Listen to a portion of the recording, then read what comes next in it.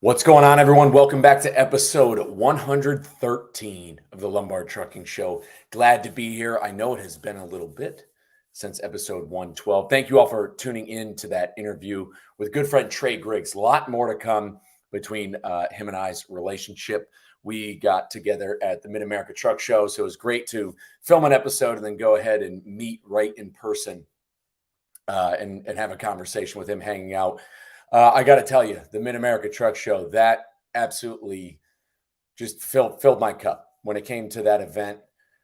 Last year, I took my truck to that event when I had still owned it. And that was like the creation of something. That was like, we were like the embryo of the police advisory that was going on there. And we all linked up because we all been talking on Twitter for a while. And then over the past year, because it seems crazy, and I've described this on the show plenty of times about how 2023, all in all, like 2023 to me felt like it lasted probably 10 years. It was a long year, very grueling, hard, had its sad moments, but I consider it one of the best years of my life overall.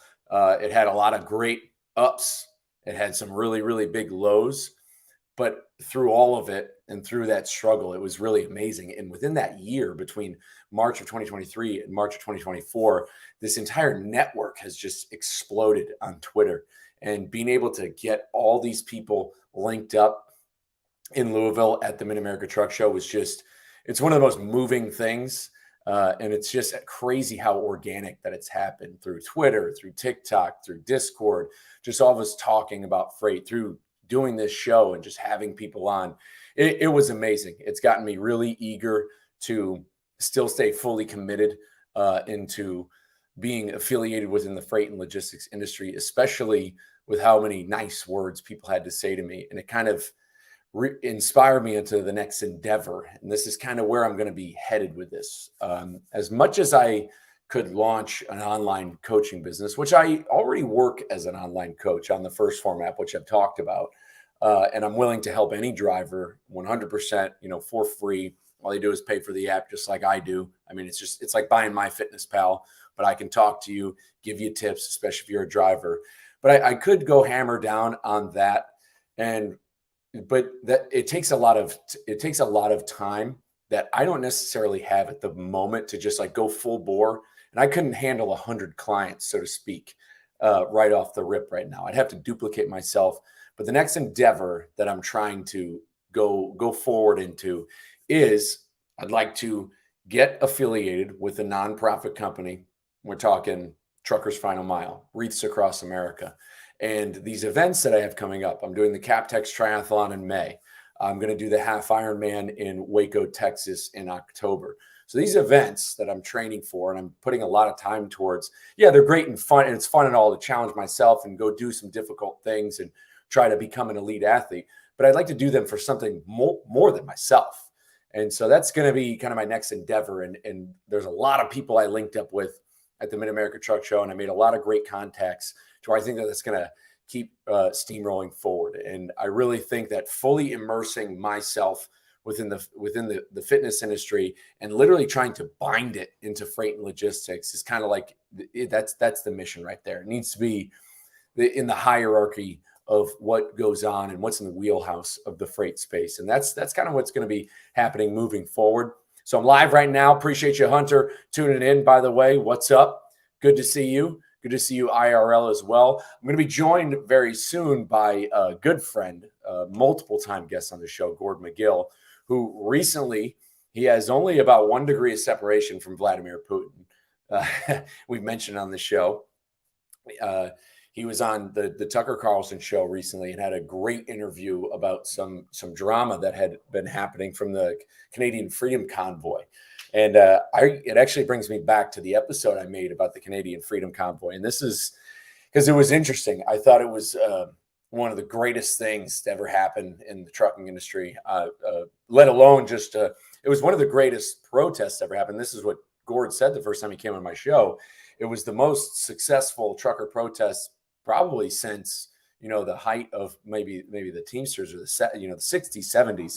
The most successful one and the largest in the North American continent. overall. And it was a peaceful protest that was the ultimate exercising of freedom of speech. That's what it was. And we saw in real time, and we have the proof in the receipts of how the Canadian media and the Canadian government did everything they could to try to paint this as some sort of evil, sinister, right-wing agenda plot. And along the way, they decided to make an example of these gentlemen out of Coots, which I believe is Alberta. Sorry, I'm not Canadian. I don't know all my towns in Canada, but they made an example of these gentlemen. And Gord's been very close to this story, essentially about how the media has steamrolled these guys, and it's all, the proof is all there. He goes on, Gord goes on Tucker Carlson and goes into this, and he'll talk to anybody about this and let you know all of the receipts about how the charges brought against these gentlemen were just based on completely, quite literally, fake news, like stuff that didn't happen, irrational stuff based off of meme accounts.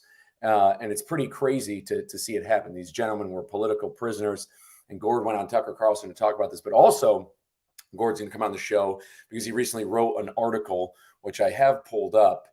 It's called Crash and Churn, and you can go find this article on the AmericanCompass.org. Just go to AmericanCompass.org/crash and churn. And essentially, it is it'll take you about 10 minutes to maybe read. It's a well-written article. I know it was, he'll come on, but I'll tell you, it was supposed to be a certain amount of words. They even had to cut some down from it. And it really just drives the nail in the coffin on the big underlying problem in the trucking industry with relation to the driver shortage. Because we come on here, we talk about these podcasts, we have conversations on LinkedIn. We always toss around the problems, this and that, issues between brokers and carriers. But at the end of the day, on the freight and logistics side or I guess on the freight side, on the trucking side of the problems, there is a talent issue that's going on. There's a caliber of driver and a caliber of even motor carrier in general that is kind of the foundation of where a lot of problems have stemmed from. A low barrier to entry, a low barrier and low cost to entry into an industry is in a lot of ways just going to be ripe for corruption and bad practices. Sorry if you're hearing my dog bark in the background. And I've made an entire episode about this. It's called the U.S. supply chain has been compromised. I mean, if the American public generally knew how much of their own freight was being brokered and the transactions were taking place in Europe and stuff like that, I think they'd be upset. I mean, the general public is already upset that no matter what company they call for customer service, they have to go out. They're going to speak to somebody who's possibly on a Pacific island somewhere. They're not speaking to somebody in the United States. I had a gentleman on this show who drove for a company, a new driver, younger guy, specifically mentioned on this show about how his dispatcher is in another country. So technically, when you look at it from the outside looking in, if you're a corporate America person, sorry, UPS must be here. That's why the dog's barking. If you're in corporate America, so if you're a truck driver, your dispatcher is also a coworker. When you think about it, they are your coworker. And if your coworker is somebody who's working overseas and they're directing, what you're doing and everything, and they don't know the customs and how things are in the United States, you're not going to be having a really healthy relationship with them. It's going to have people quit the industry, causes them to quit the industry. This gentleman, the kid who came on my show, he doesn't drive for that company anymore. That becomes a problem. When it comes to turnover in this industry, it is a problem. I've said this a dozen times, and I'm going to keep on saying this over and over again. If the town you lived in had a police force where the turnover, where you had new cops, where 90% of your cops were new police officers every 3 months, would you feel safe in that town? No, you would not. These people are driving on highways. I'm a driver. I'm not the best driver in the world. I have 3 years of OTR experience. Am I perfect? Am I the greatest? Am I awesome? Have I made, yes, I have no accidents, no tickets, etc., but I'm still not perfect at the end of the day. And any driver you talk to, anybody with 20, 30 years under their belt, they're going to say the same things, because once you think you're perfect, that's when you hang up the keys. However, when we're talking about something, because, and Gord talks about this in the article where he mentions how movies have almost degraded the job of truck driver. They're saying you can always go to truck driving school. They say this in a movie. It's almost been put out there in the real world that it is a lower class job, when it used to be one of the greatest upper middle class jobs you can get for the bulk of the 20th century. My family's company is a point of this, is proof of that. And when they say it's like that, look at who is being brought into the industry when you have it going. Like, if truck driving was such a low class easy job, then why aren't good talented people entering in it? Why are people from different countries, all this sort of stuff? So if you wouldn't live in a town that had new cops every 3 months, why do you want to drive on highways that has drivers not from the United States also on these highways every 3 months? They're next to your families, they're next to your kids, they're doing all that. But I can keep talking. I can rip a good solo episode for quite some time. But finally, he's up in the studio. I've got Gord Magill up in here. He's also around the path of totality of the incoming solar eclipse. It's going to cross right over Central Texas. There's a big, everybody's big in uproar. All the gas stations are selling the glasses for it. Hopefully, if you're out there, you're staying safe. You're able to capture this great moment. But without any further delay, I'm going to bring him onto the stage. Welcome back to Magill. pw.comments@hotmail.com. Hello, Mike. How's it going? Good. How are you? How's it going with you? I'm great, sir. Thanks for waiting. Thank you to all your listeners for being extremely patient. I am with Mr. Indie Trucker Chris Thomas himself, sitting on the other side of this kitchen table, his laptop facing mine. I just have to send him the StreamYard link, and he might even join us and sit in. How do you think about that? Oh, that's perfect. The more the merrier. We got on here talking about what we've got rolling. Right. Chris, what's your email address again? Just send it over cw.thomas. CW. There it is. Yep. All right. I'm hitting forward now. But thank you guys for tuning in. All the live viewers coming in. I'm seeing some of the numbers on here. I really appreciate you guys tuning in. We're going to have a great conversation. I'd love for you, Gord, to kind of briefly touch on going on to Tucker Carlson, but then we gotta hit this article that you wrote, because it really drives the nail home. And I think for people in the industry, especially people we're connected with on LinkedIn, who we've been meeting in real life over the past while, because like I said, I know I'm not behind the wheel of a truck, and also you haven't been driving for I was laid off in July. I'm unemployed, technically unemployed trucking, but I'm doing other things and writing about it. The Tucker Carlson thing. So in my capacity as a quote unquote writer, I've also been investigating many things going on back home in my native Canada. I'm originally from there, although I've been living in the United States, free of the clutches of the Maple Gulag since 2016. I had a little echo there. Yeah, Chris is going to have to, we got too much of an echo in that one. Yeah, he's going to the other room. So I got special guest. Indie Trucker is here, visiting my castle in upstate New York.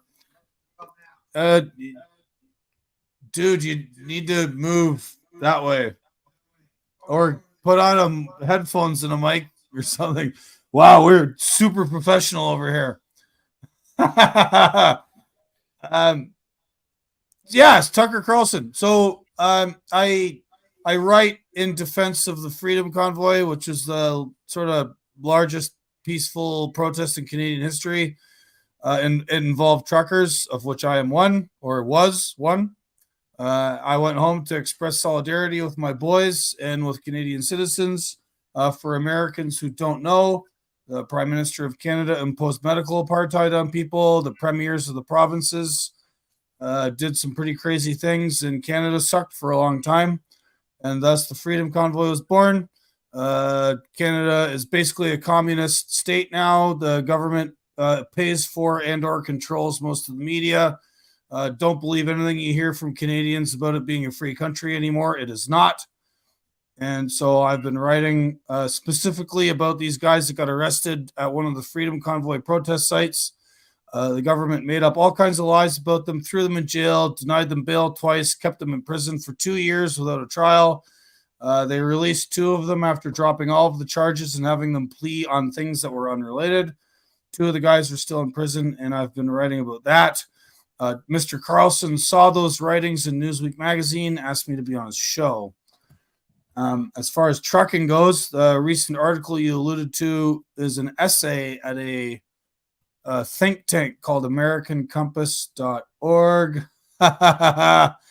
And they asked me to expand on what I believe to be one of the primary problems the trucking industry in America and Canada is facing, which is the driver shortage narrative, which is a lie that's used to obfuscate the market and get the government to pay for new drivers through subsidizing CDL mills and or encouraging the importation of them from other countries when that is not in fact necessary. And then that gets really dark because some of that importation of people from other countries includes indentured servitude arrangements where people are brought here to work in the United States under false pretenses. Their visas are held against them. They're forced to work for subpar wages illegally in trucks that are not up to snuff, with people who adjust their hours of service for them on their ELDs, etc., etc. And so I wrote this article explaining how all of this works. I cited the work of 4 different academics who've studied the trucking industry at length. And for my efforts, I've been rewarded with nothing because, unfortunately, a lot of truck drivers don't read for some reason. And the trucking media, such as it is very insular and cloistered. And anyway, I'm glad you read it, Mike. I'm glad your viewers are going to read this article. A few people have, but I think the arguments in it are pretty tight. There's many discussions online about broker transparency, why rates suck, all of these different problems, and many, if not all of them, can be drawn back to the fact that the government artificially inflates the number of people with CDLs, and then all of those people compete against each other, drive rates down, and make life difficult for professional operators. Certain sectors of the trucking industry profit heavily from this dynamic. Obviously not the ones we work in, but it's an interesting thing to try and investigate, and that's why I've been sort of harping on about it online for as long as I have. Because some people do speak to it, Overdrive, a couple other publications. Some people sort of understand, yourself included, that this narrative is false, but the people in power, the government, state policymakers, federal policymakers, they listen to people like the American Trucking Association and other trucking associations who keep repeating this falsehood about the lack of truck drivers when in fact there's tons of us.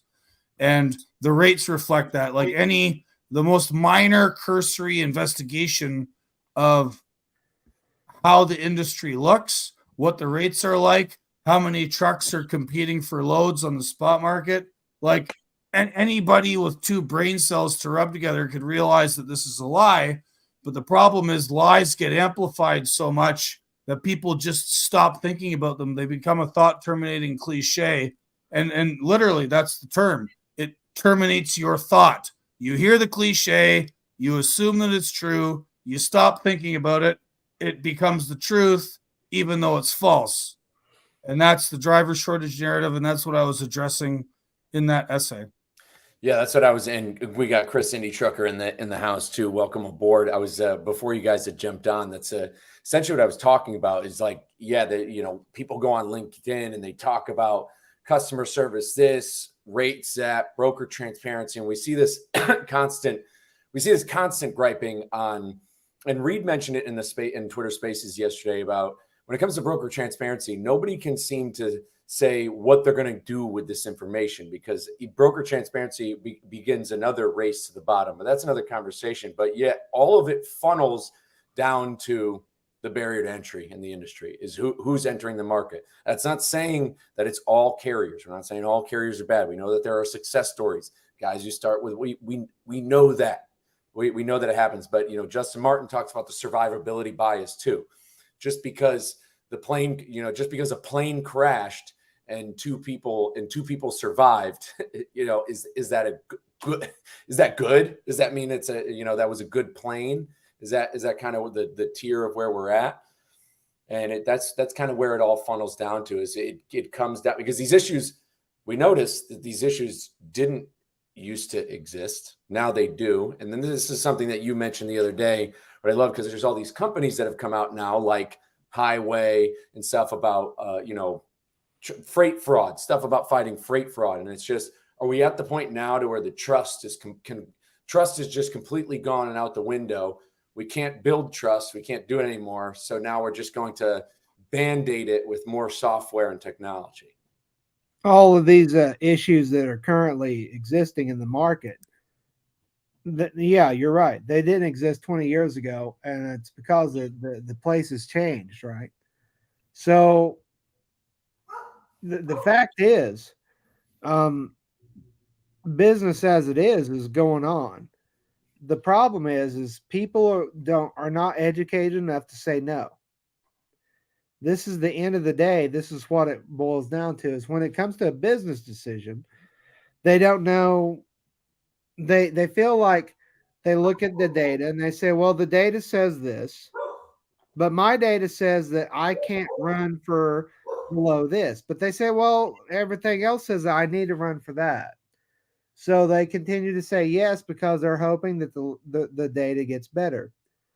The problem is there's too many, and this is really true, there's too many players in the business side of the market who don't understand the business. It's not that there's too many businesses. It's there's too many businesses that don't understand what's going on right now. So they're taking loads and they're hoping that the rates are going to get better. The rates are the rates are historically okay right now. If you look at where we are volume-wise for 5 years ago, we're not that bad historically in the industry, but we are over capacity way too much. We have too many people in the market hauling the loads. And, the brokers are posting the loads for like $12.50. Ryan just the other day posted a load for $12.50. And it was like 400-mile run. And it went down to, can you hear me? It went down to about $750 on the bid. Other carriers were bidding these loads down to $750. So this really comes to knowing your cost and knowing when to say no.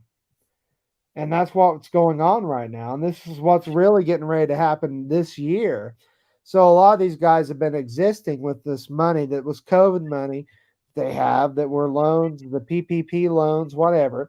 They've been existing on this money. Now they're running out, and we're going to see rates go even lower probably the next 6 months, as people have to start really working, trying to exist, trying to keep their payments, trying to keep their business afloat. They're going to be trying, and this is going to lower rates even more. So I don't think we've seen anything yet. I think that what we're seeing now is just a prelude of what's to come. And it's sad. It's sad that people don't understand that, if the rates aren't there to run, just say no. I mean, that's the way I've always run, is if it doesn't make sense, I don't do it, or I find something that's better to run. But once it gets to a point where you're not making the revenue that you need to operate your truck, you need to figure out something else. You need to either be able to exit the market, or get into another business, or find another niche. And that's what's going to happen. So a lot of the smart guys that are here, they're going to find the other niches. They're going to start coming for the better paying freight. So they're going to start going and getting the better paying loads. They're going to start getting the certifications to haul this stuff. And this is what's happening, and this is what's going to happen in the next year. Oh yeah, no, I mean, I agree with exactly what you're saying. The crux of the issue though lies with, should a lot of these people have been allowed to enter the industry as it is? And some people, and I know that there's a lot of free market libertarians who listen, and I know, guys like Kevin Rutherford will say that it's good because in the end, it's good because in the end, it's fine that there's these casualties of war, and that's just how the market works. But at the end of the day, does it help or hurt it in the long run?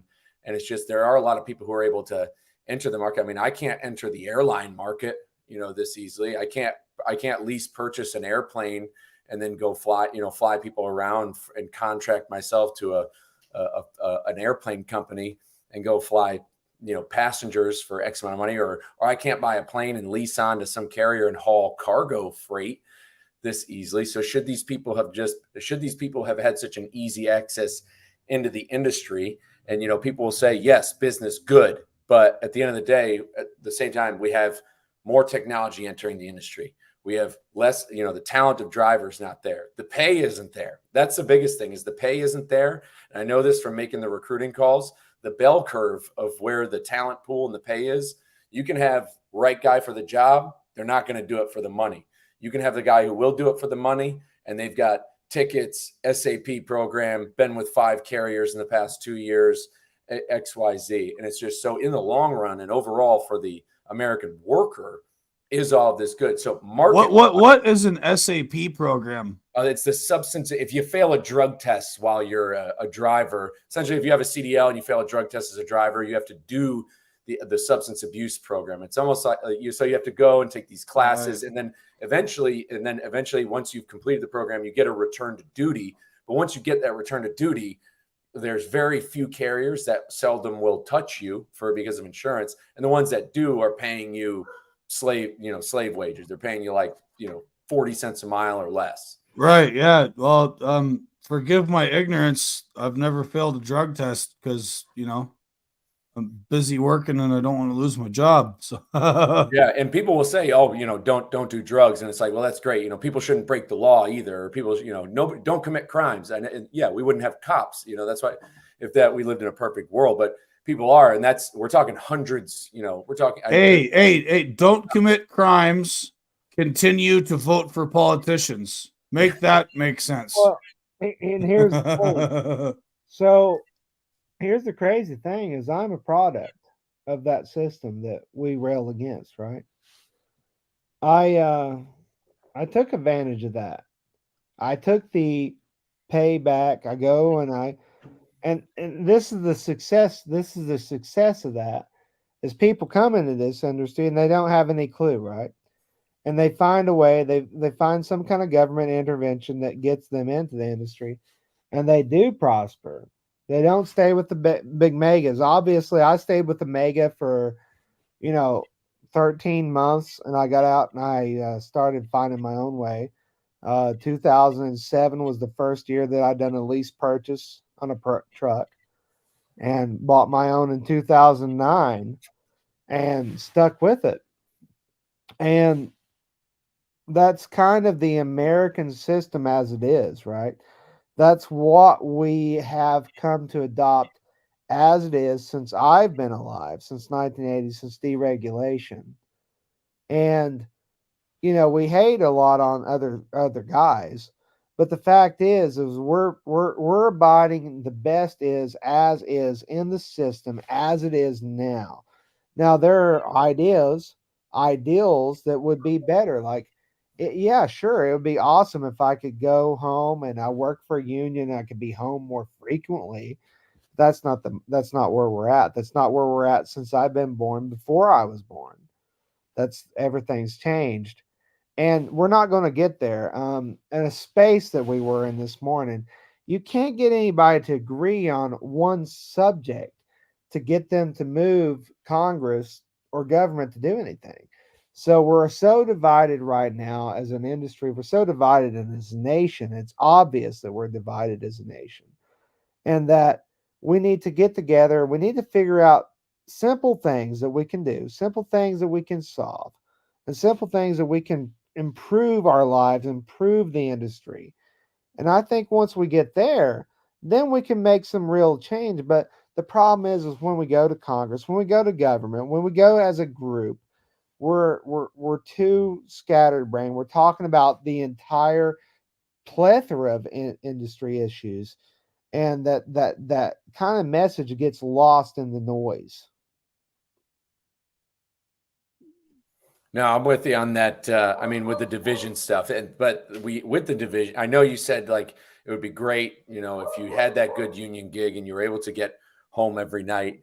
But that division is by design. I think that's the foundation of this, is that the idea that ever since deregulation, everything has been coordinated in such a path to make sure that the industry can stay divided, even down to the driver level. I mean, two drivers can't agree on a free cup of coffee. Like that's a common saying out there. And so when it comes, I mean, just the sheer idea that Gord had to write this article should be like, it should be this article right here that he wrote for American Compass should be on the should be on the desk of every brokerage, every logistics company needs to read that, because if they're wondering what's wrong with their business, it's a huge part of it. Right. And Mike, I appreciate your comments, sir. That's very kind. But yeah, the markets operate they should, in theory, operate like organically. But what happens is, if you have too much of one thing and the market's flooded with it, the price goes down, right? And drivers, unfortunately, and other workers, labor is a commodity. And when there's lots of it around that employers have to choose from, your power to charge a higher wage or seek a higher wage decreases. And then if you are a better, more competent operator in the business and you're having to compete with all these other people, you just say the heck with it and you go do something else. And so what we've seen since, deregulation, and in that article, I make allusions to a really good point that this academic named Michael Belzer made in his 2000 book called Sweatshops on Wheels. And one of the arguments Belzer makes is that deregulation as such didn't really take place. It was just a transfer of regulation, right? So the market, the business side of trucking was deregulated. They opened it up. Anybody could open a trucking business. They changed the way rates were structured, authorities, all of that stuff got thrown out the window. And those reforms were arguably necessary. How they did it, maybe we can have a discussion about whether or not that was good, or maybe they could have done it differently. But the downstream consequences of that are such that deregulation took place, but the cost of operating trucks didn't get cheaper or go away. So companies had to figure out a different way to manage those costs. And another academic named Steve Viscelli points out that 40 to 60% of the cost of trucking that was gouged out by deregulating the business side was taken out of the hides of drivers' pay, right? And then at the same time, the regulation got transferred to us, increased regulations of drivers, increased enforcement on the roadside, increased, surveillance technologies over the years put on trucks, because the base economics and incentives never changed. We're still mostly paid by the mile, but, that pay is less. So we have to drive further, longer, work harder to get the same money when the rates all go to hell because of the deregulation of the business side of it. And then the regulatory side of our lives got worse. And you see this with the imposition of the ELD mandate, where every study on the ELD mandate has shown that the promises of the ELD mandate did not deliver on any of them, right? Truck accidents went up, crashes went up, speeding went up, aggressive driving went up.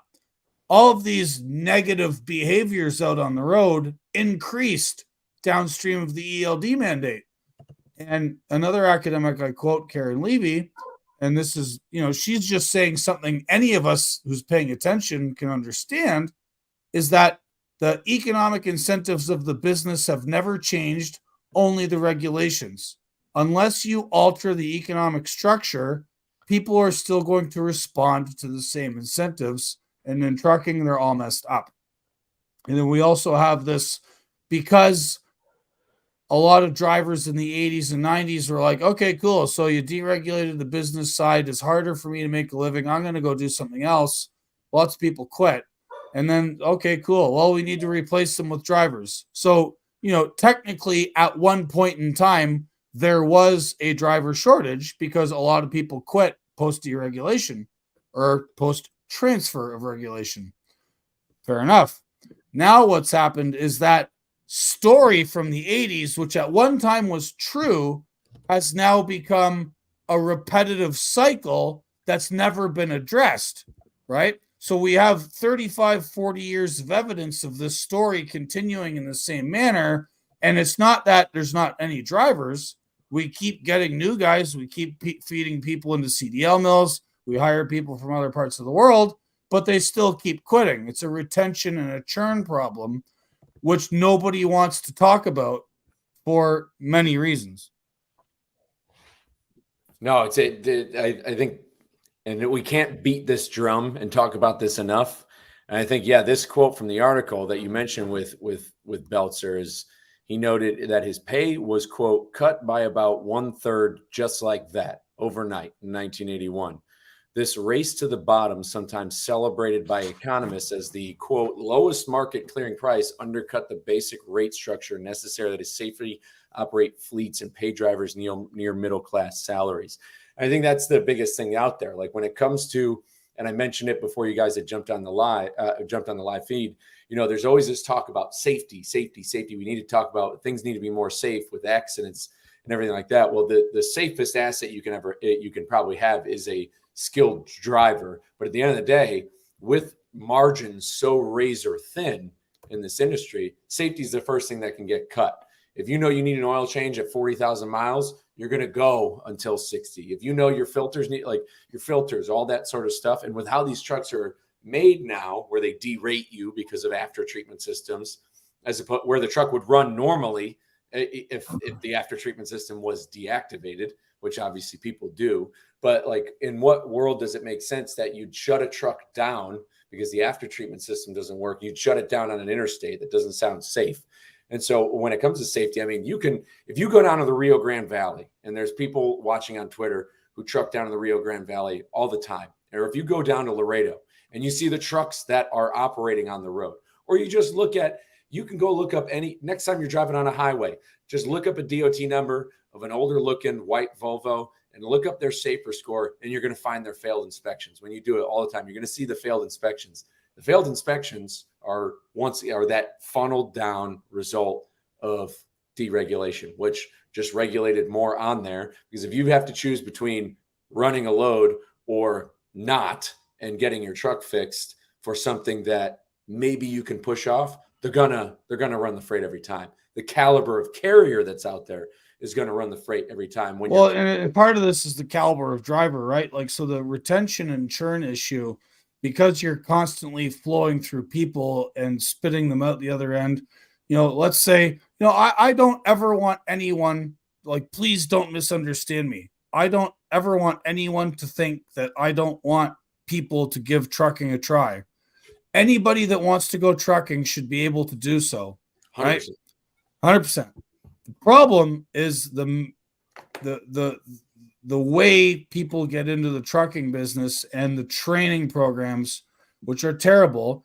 And they are terrible because they are set up as part of this system, which has now become so accustomed to churn and so accustomed to taxpayer money being thrown at it that it's not good enough.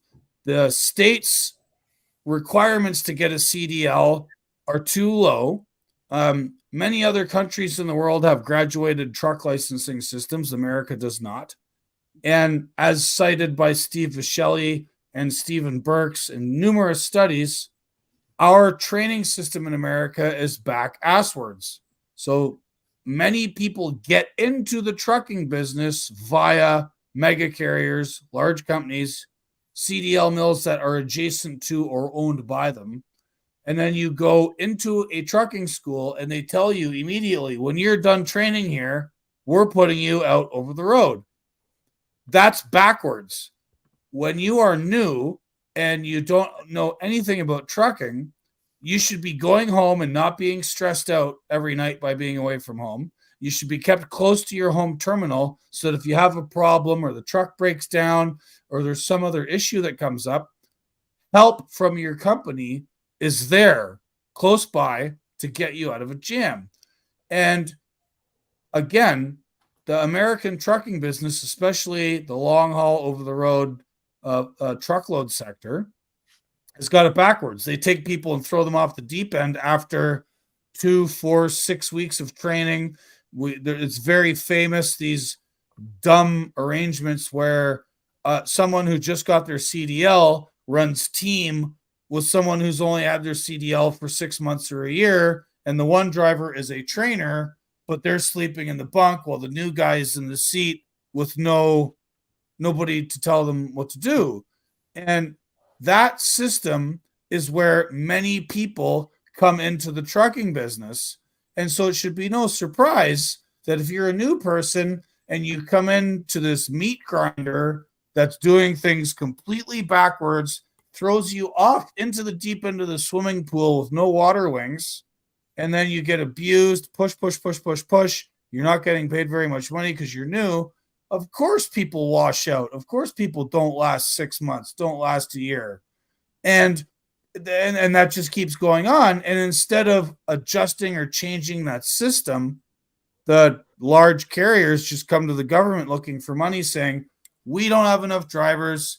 There's a driver shortage. The ATA has been saying it forever. The government gives money to their CDL schools, and or these other characters from other countries come in, set up their own trucking companies, and then bring their homeboys from back home, sometimes legally, sometimes not. You know, we just saw the Freight Caviar guys in Europe where they have these big signs for super ego, these gangsters out of Chicago pushing Eastern European truckers across the country under who knows what kind of arrangement. And this whole push to just keep throwing bodies at the system rather than adjusting the system, it's just wrong. And all it's going to do is require more bodies because you're not correcting the problems. The problems of the business, the economic incentives, the barriers to entry, any of the actual stuff that's causing people to leave. If you don't fix that, you're just going to constantly need more new people. It's a problem that's unsolvable. And when the government throws money at it, it behooves the people getting that money to just be like, okay, cool. I get free money from Uncle Sam. I don't have to change anything about my business. And it's a big old corporate welfare project, and people need to understand it as such.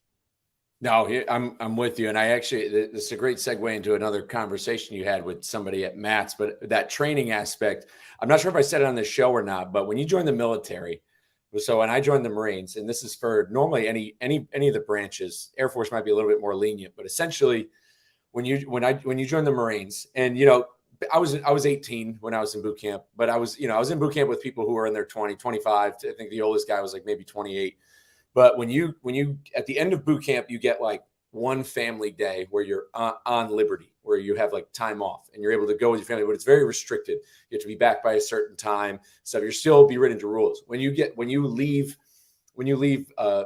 Paris Island, the next thing you go to Marine combat training. If you're not infantry, you go to MCT. And when you're there, it's still pretty restrictive. It's almost just like boot camp plus, not that bad because the staff NCOs still kind of treat you like Marines, but it is training. So you don't have weekends off or anything, but at the end you have this restricted liberty where you can go anywhere you want on base, essentially. Same thing at MOS school. And then eventually you get to your job school. And so I was in Fort Sill, Oklahoma, and they had 3 tiers of liberty you're on. And after time, you're able to go a little bit further. So when you first got there, you essentially couldn't really leave base. but eventually, or after being there for a few weeks, you were allowed to stay overnight off base on weekends. So you necessarily couldn't leave. So at MOS school, like you can't leave. So the leash gets a little bit longer. And then once you get to the fleet or you get to your unit and you're in garrison, essentially the job becomes somewhat of a 9 to 5-ish type. Well, I mean, it's about 5 a.m. to 4 p.m. ish every day. And so that leash of you being in the military, because you're away from home, you're not with your family, so they don't let you just. And not everybody who joins the military is not everybody's perfect. Not everybody's perfect. There's still people who get kicked out. There's still people who get in trouble. So there's a leash held on you tight, even after you've become a Marine, even after you are an actual Marine. There's still like a leash on you in regards to your free time and your freedom, and that's eventually let go. And I don't know why in the trucking industry. You're right. I do think it's kind of weird, especially. I think it's really weird if a 23-year-old gets their CDL and then the next thing and I've said it plenty of times on the show, like, how can you take somebody who's not, say you have a gentleman who's in California, they've lived in the United States for maybe a year and they've never left California, they get their CDL and then they're on I-80 in Wyoming. It like that does, like, how does that translate and how is that okay for anybody when you think about it? Like, in what world does that make sense? Like, yes, this is safe. They passed the test. Like, you think about the CDL test. To get your CDL, you have to complete a pre-trip inspection where you basically just memorize parts. You just memorize equipment pieces and you do a brake test. And then you do 3 banking maneuvers and you drive for 10 minutes, 20 minutes, 25 minutes or something like that. You make, 5 right turns, 5 left turns, and, you pull in the parking lot and then boom, you're good to go on I-80, Wyoming, December, January, right there. And like, people are just like, thumbs up. It's a wild thing, but kind of going along with this driver shortage narrative, you and a good friend of the show, James Year, had a great conversation. You guys shook down the guys from Aurora at Matt's. Oh boy. Yeah, that was interesting. So, biggest truck driver party possibly in the world, at least in America. Mid-America Truck Show in Louisville, Kentucky. And Aurora, who are building robotic, driverless, autonomous trucks, decided to give a presentation pimping their technology to people they're seeking to replace. It's crazy that they did it. And I mean, they needed a tractor trailer to carry their balls in with them for pulling off such a thing. Like, the cojones on those guys. But, myself and James went because that's kind of our beat, covering autonomous technology. And we listened to what the guy had to say. My impression of their presentation, it sounded like a sales pitch that was like very leaning heavily on various other thought-terminating cliches. Safetyism, we're going to make people's jobs better. They tried to avoid the fact that those jobs are actually going to be eliminated. And, they're obfuscating a little bit. And really, at one point during the presentation, it seemed like they were kind of like being the truck parking club guys. They were talking about real estate, talking about how to manage your truck terminals. It was very strange. Like, this is how Aurora manages this new truck terminal we have in Texas. And these are all the safety things we're doing in this terminal and how many people we have working there. And it's like, I thought you were talking about your technology, not about like the real estate from whence it launches, but they spent 15 minutes talking about a yard. It was very weird. But full credit to Aurora, over and above the humongous cojones they had to wheel in on a removable gooseneck trailer. They also set up a microphone to allow people to ask them questions. And James and I availed ourselves of this opportunity and asked some very pointed questions about the differences in their marketing between how they speak to the public, their investors, and regulators, because there's 3 different messages coming out of the autonomous truck manufacturing community. And that raised the eyebrows of another gentleman in the crowd who we didn't know until after the one Aurora guy was done his presentation. This gentleman in the crowd also worked for Aurora and made a beeline for James and myself afterwards, because he could tell by our questions that like we sort of knew what we were talking about. And then we talked with that guy outside the meeting room for like another hour, and that dude tried to offer James a job as like a safety driver for Aurora. It was sort of hilarious that like they immediately came over to us. But again, they were the only autonomous truck manufacturer to show up. Fair play to them for that. But it did sound like, they were beating drums that we've heard from so many other people about safety. And it's just, okay, great. What are you doing? What's really going on here? How many jobs do you actually think you're going to create while you're eliminating others? And we got some sort of like mealy-mouthed corporate speak answers, which is to be expected, because when you ask questions that require a truthful answer and that truthful answer makes you look bad, people avoid the truthful answer. Yeah, with that guy, he taught. It's funny because when you because I had heard you guys speaking, I heard your conversation, and he had an answer for you guys, like off the rip, anything you said, but you harped on him big time about the driver shortage and essentially their technology, because and I think I've mentioned on this show, I mean, I'm not sure if I've mentioned it here or not, but these companies, and there are articles out there where essentially Kodiak and Aurora are saying that they're developing this technology also in part of the driver shortage. They're talking. Well, sure, they in their prospectuses, right? So, like, if you're a company and you're trying to attract investment capital, typically you put out a prospectus. It's like a flyer, so to speak, or like a file telling investors what you're doing, what your objectives are, how you see the markets, where you see your product or service fitting into those markets, how much money you think you're going to make, what you're going to do with the investment. And all of the autonomous companies across the board, Torque, Kodiak, Wabi, Aurora, all of them, they all, to a company, quote the American Trucking Association and their repeated lies about the driver shortage narrative. And I said something to the guy about it. I'm like, dude, there's 9 million people with CDLs. And one of the things this Aurora guy did that I thought was extremely interesting is he never used the term truck driver. He never used the term trucker. He kept saying CDL holder. Okay, cool. I'm going to meet you on the language field you're using. CDL holders in America. There are, per CDL Drivers Unlimited research, per the American Trucking Association's own research paper in 2019, so only 5 years ago, showed that there was 10 million active CDL holders in the United States of America. 10 million people with CDLs. Only 3.5 million jobs available which require them.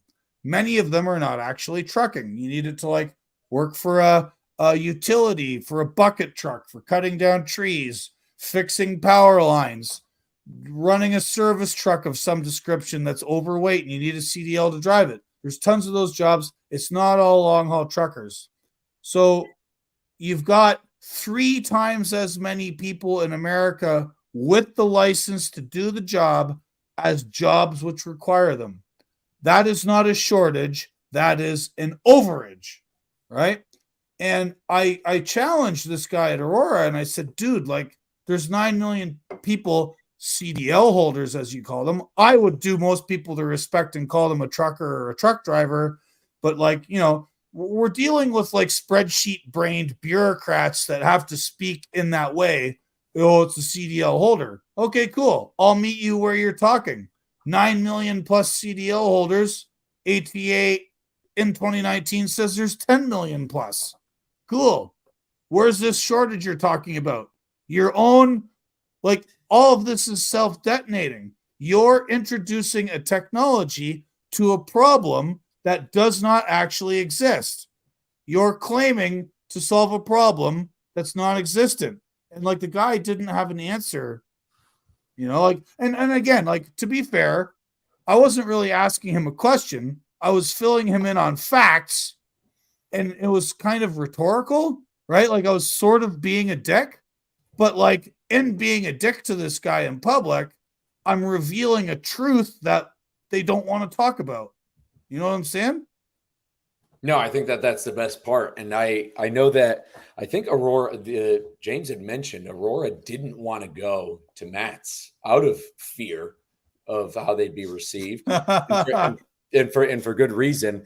And I can almost guarantee that that put probably some red flags on this guy, because what is crazy is, and I'm not saying my show's big, I'm not, I appreciate everybody who listens and views, but collectively between myself, you, the content Chris down there puts out, and Chris, we'll get you chiming in. I know you love to just hang out and listen as well. But like, between all the content that is out there, there should be some red flags at Aurora of like what your conversation with him, I guarantee it had to have gotten brought back there, because I don't think I would, even though these guys are, tech bro, bureaucratic, Excel warriors, they still must have some sort of brain that lets it, like, there's no way that they're just in their ivory towers saying, like, you know what, those CDL holders are all dumb. They don't know anything about what we're doing.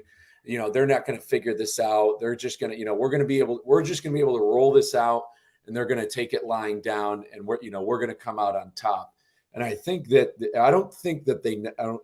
I just don't think that there's any way that they're sitting up there with that much hubris saying, you know what, because even though I'm not behind the wheel of a truck, there's going to be some sort of inevitable civil unrest if this starts to get to roll out, en masse, or even if it's periodically over time. There's going to be. All right. This is James Year's project. Like, he wants people to understand, okay, there's only 3 million truckers, but like, as Will Cook puts it, when they flip that switch and a certain percentage of us get unemployed, one of the things guys need to understand. So if you're listening to Lombard Trucking Podcast, thank you for listening. Mike's great. Chris is great. All the people Mike has on his show are awesome. Mike chooses good guests.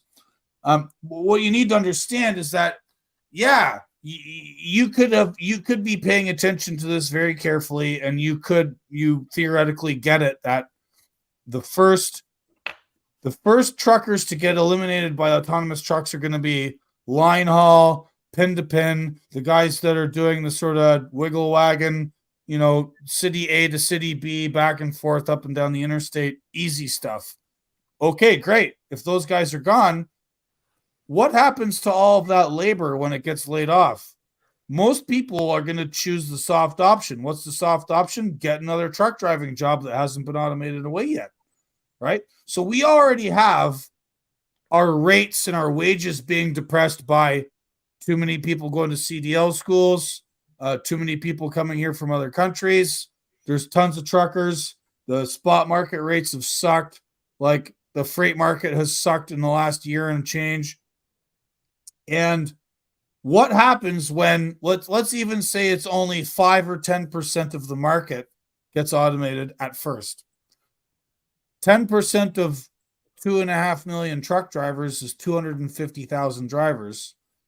Those 250,000 drivers now go to other parts of the market that haven't been automated away yet and are now competing for your job.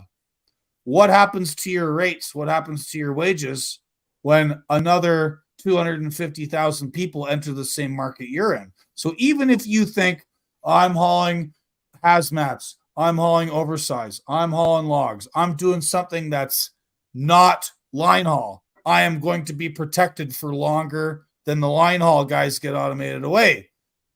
Yes, technically your job's not going away, But all of those line haul guys that just got laid off are now your competitors for your job.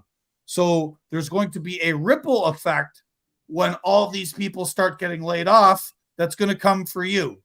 So please understand that. Like, autonomous technology is not coming tomorrow. It might take 5 years, might take 10, might take a little bit longer. We don't know, but we do know, and the autonomous companies have said this very explicitly, all of them, they're coming for the line haul guys first.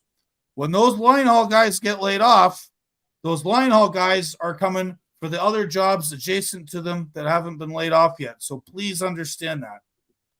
Yeah, I think that's the biggest thing there. I mean, I'm in countless Facebook pages, and you'll see guys 1 to 3 years experience. They're looking to get off from OTR. They're looking for something more regional. It's very popular, and because probably the best gig in the business, especially if you live in Texas, is fuel hauling.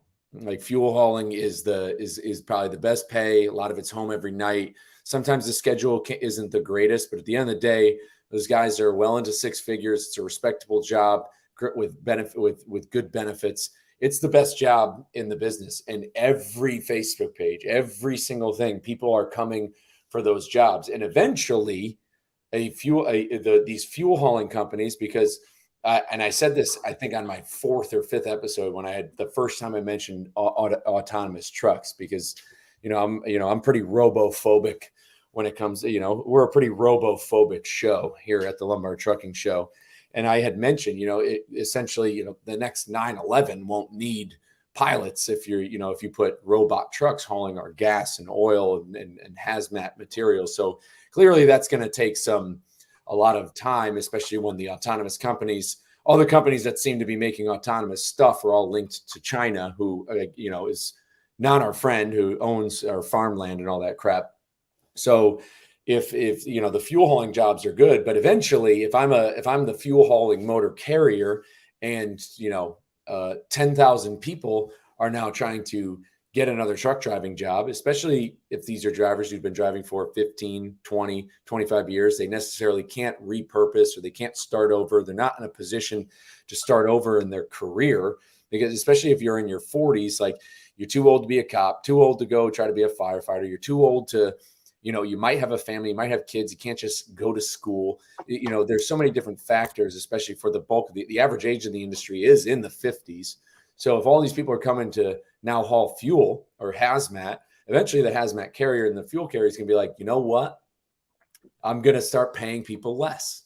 And Justin Martin says it: more capacity, more wages. Like, the more people, eventually those fuel hauling jobs and those very safe jobs, the pay is just going to go down. And I got to give a laugh and a tip of the cap to the gentleman, Franklin Owens, who said he wasn't at Matt's because he wants to see how many Democrats are funding the autonomous projects. And now what's crazy about that, and James has mentioned on this show, is now I've reached out to my congressman before about this, because I have a progressive congressman, Greg Casar, who, likes to say he's for the working class, and he goes and takes photo ops on picket lines. But yet when I'm telling him about how the government is, when I try to tell him about stealth corporate welfare with the driver shortage, he doesn't want to touch it, which shows me either one thing: he's complicit in it, but at the same time, Franklin, which I appreciate your engagement, this is one of those both sides thing that are kind of bought in, because the battlefield for autonomous is Texas. It is the red states that are very open to this, and I don't. And when it comes to, like, Governor Abbott has done a lot. He's lured Elon Musk here. He lured these tech companies here because they bring they bring economy, they bring business to the state. And Aurora is in Austin, so and all these companies are here, and Texas has the landmass of France. So this is where they can test all this stuff. And when they come, they're like, and so when these companies come, the red states who are pro-business, pro stuff like that, they're pretty open to this idea, kind of in a backdoor way, where on Face and on social media, they'll talk about jobs and business and all this stuff, but at the same time, they're looking at robots as an economic opportunity. So I appreciate your candor and your comment in there. You wouldn't have gotten removed from it, though. If myself, Gord, and James, if we didn't get kicked out of Matt's, Nobody. But it is an interesting thing. Yeah, it's not coming tomorrow, and we said that. The issue with autonomous is that it will come, and what are we going to do when it does come? Because at the current rate, at the current pace of how this technology is coming, because we see who it's coming for first. It's coming for graphic designers, photographers, stuff like that. It's coming for very good middle management type jobs out there. That those are the ones that are really on the doorstep, and it's the graphic designers and the people who work within marketing, because marketing is king, and content is king, and being able to get that stuff out there quickly and fast, be like big thing. This is a big thing, and we'll we can move on. But a lot of my friends, there was always a talk this season. It's a meme now about how the NFL is scripted, and like this group chat I'm in with guys I was in the Marines with, they were like, look at this. They already have the imagery for who's going to win, or they already showed that. This thing for the Ravens Super Bowl halftime show, something like that. But I'm thinking about, like, when it comes to the content that you see on TV, like regarding the game, or advertisements regarding like the NFL playoffs, they have the technology now can give them in an instant the scenario, like every single scenario for the playoffs, every single scenario, and every single piece of artwork they need with the logos and this, and what the Super Bowl logo is. Like, that's already coming out, and pretty soon the NFL isn't going to need those kind of graphic designers. They're not going to need it. So that's who's coming first. So really just but in all the while, if we just let this happen, we're going to encounter a situation possibly worse than the steel riots in Gary, Indiana. We're going to be dealing with situations that are going to be a little bit more violent, especially because and Chris just said it earlier, because of a little bit of the division. But what's crazy about this is it will actually it's going to start bringing people together, and kind of seeing a little bit more of a common enemy. When white collar people lose their jobs at the same time as the blue collar truck driver, then we're going to talk. I mean, and I go back in this long haul, Paul, who you guys were hanging out with. He played a concert at Matt's. He has a show called Over the Road, which I highly recommend anybody listen to it. But the last successful protest to happen in trucking in the United States, so not the Freedom Convoy, but it was the Punjabi truckers on I-5 who, after the ELD mandate, got together and they shut down I-5, and the police got called on them and stuff. So when we talk about we're not, and these guys are Punjabi immigrants. They've only been in the States. They started coming here after the unrest in the 80s and 90s. So they're not the biggest American stakeholder, so to speak, but they have their business here. That's their livelihood. They were the first ones during the ELD mandate to shut down a major interstate. I mean, they're going to be the first guys who are going to be shutting down the highways, or doing something, or causing unrest, and that's going to bring a lot of people into it. So people discount that protest; they don't talk about it really anymore. But it's something that needs to be concerning, and nobody's doing anything about it. State legislatures aren't touching it. Federal government, I mean, I think it's too dumb to do anything about it. And companies are, there's nothing that the free market can do to slow it down or stop it.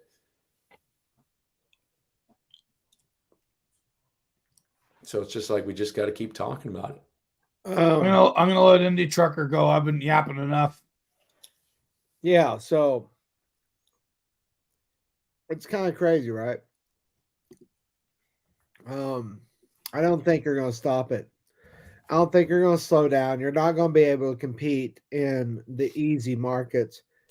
And yeah, the smarter guys are going to come after the better paying freight. That's the way the market works. The market works. So we've heard a lot over the last year about building relationships. And this is absolutely true. You've got to build relationships. You've got to build relationships with your customers, if they're a broker, or if they're a customer, if they're your shipper or receiver, you have all this. And even if you're a truck driver, if you're just a truck driver for a company, this stuff matters. And this stuff matters. This is these kind of simple interactions that you have day to day with your customer, with your people loading your truck. And it might suck sometimes. It might really seem like it sucks. These kind of interactions is what builds your business, right? This is what keeps you in business versus everybody else. Because the reality is a lot of this stuff has existed well, since deregulation, before I was even born, a lot of this stuff, the lumpers and the fees and the relationships they've existed. So realistically, you're just better off to find a way to forge a path forward to kind of combat what is, because I don't think it's going to get any better. I don't think any kind of regulation is going to come by and make anything better. I'm very skeptical of that.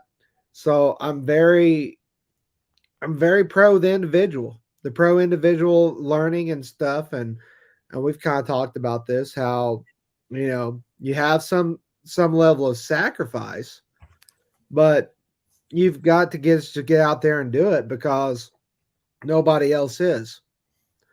So it's just like Mike says, and one of his quotes is, if you don't step up and take the leadership mantle, you're going to be forced to be led by someone inferior to yourself.